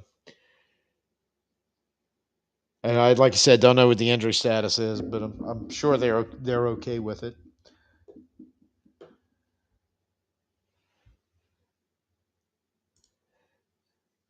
Yeah, yeah, it's Simmons. So, I mean, recap what the Saints did. I think they did. Um, we were saying earlier, you want jewelry, but you need socks. I think it was a good solid pick. Would have loved to have Warren. I mean, and we talked about it. Really, really would have loved to have Tyler Warren, but do like the pick. I do like the fact that they talked about building from the line going back, and at least so far, that's where they're headed. If they want to work the defensive line, still a couple edge rushers there available, and still some interior guys, and maybe that's formula. Last year, it was lineman and corner. This year, lineman and D lineman. Um, so I think overall, could we have made the splash pick? Yeah. Should we have made the splash pick? Maybe. But completely, totally, definitely not disappointed one iota in walking out with Banks. Um, like I said, maybe missing on Dart, no ability if that's the guy they really wanted. And we don't know for sure it was or if they tried to trade up, but if that was the plan, then that part of the plan failed. And where do we go from here? If not, if there's somebody later in the draft, well, then we'll see. I'm curious the running back situation if that could also be an answer at something to think about at 40. I don't know about receiver where they're going to sit on that, and tight end, like I said, probably more of a third round thing than at number 40 at this point. Yep, it's quite late. I'm out of yawn, so this at this point, probably about ready to call it a night. Will not be live tomorrow. Just throw this out real quick, but hopefully it's a pretty rapid two rounds. Kind of keep an eye on it, and then we'll maybe pop on tomorrow night after, or more than likely maybe pop on before the start of the draft on Saturday. Kind of recap last night, and then talk about what's coming up on day 3. So. Yep. Thank you, Northern, Matt, Rosen, everybody for joining us tonight. Everybody that popped in, please, on your way out, if you hadn't done it yet, please give me the thumbs up. Let let YouTube know that you liked hanging out for a couple hours and talking football and trying to figure out what's going on. And hopefully, day 2, we got the second, we got the 2/3. We can kind of keep on this pace of, maybe we find the jewelry tomorrow. But yeah, this team definitely needs to keep buying socks, for lack of a better term. So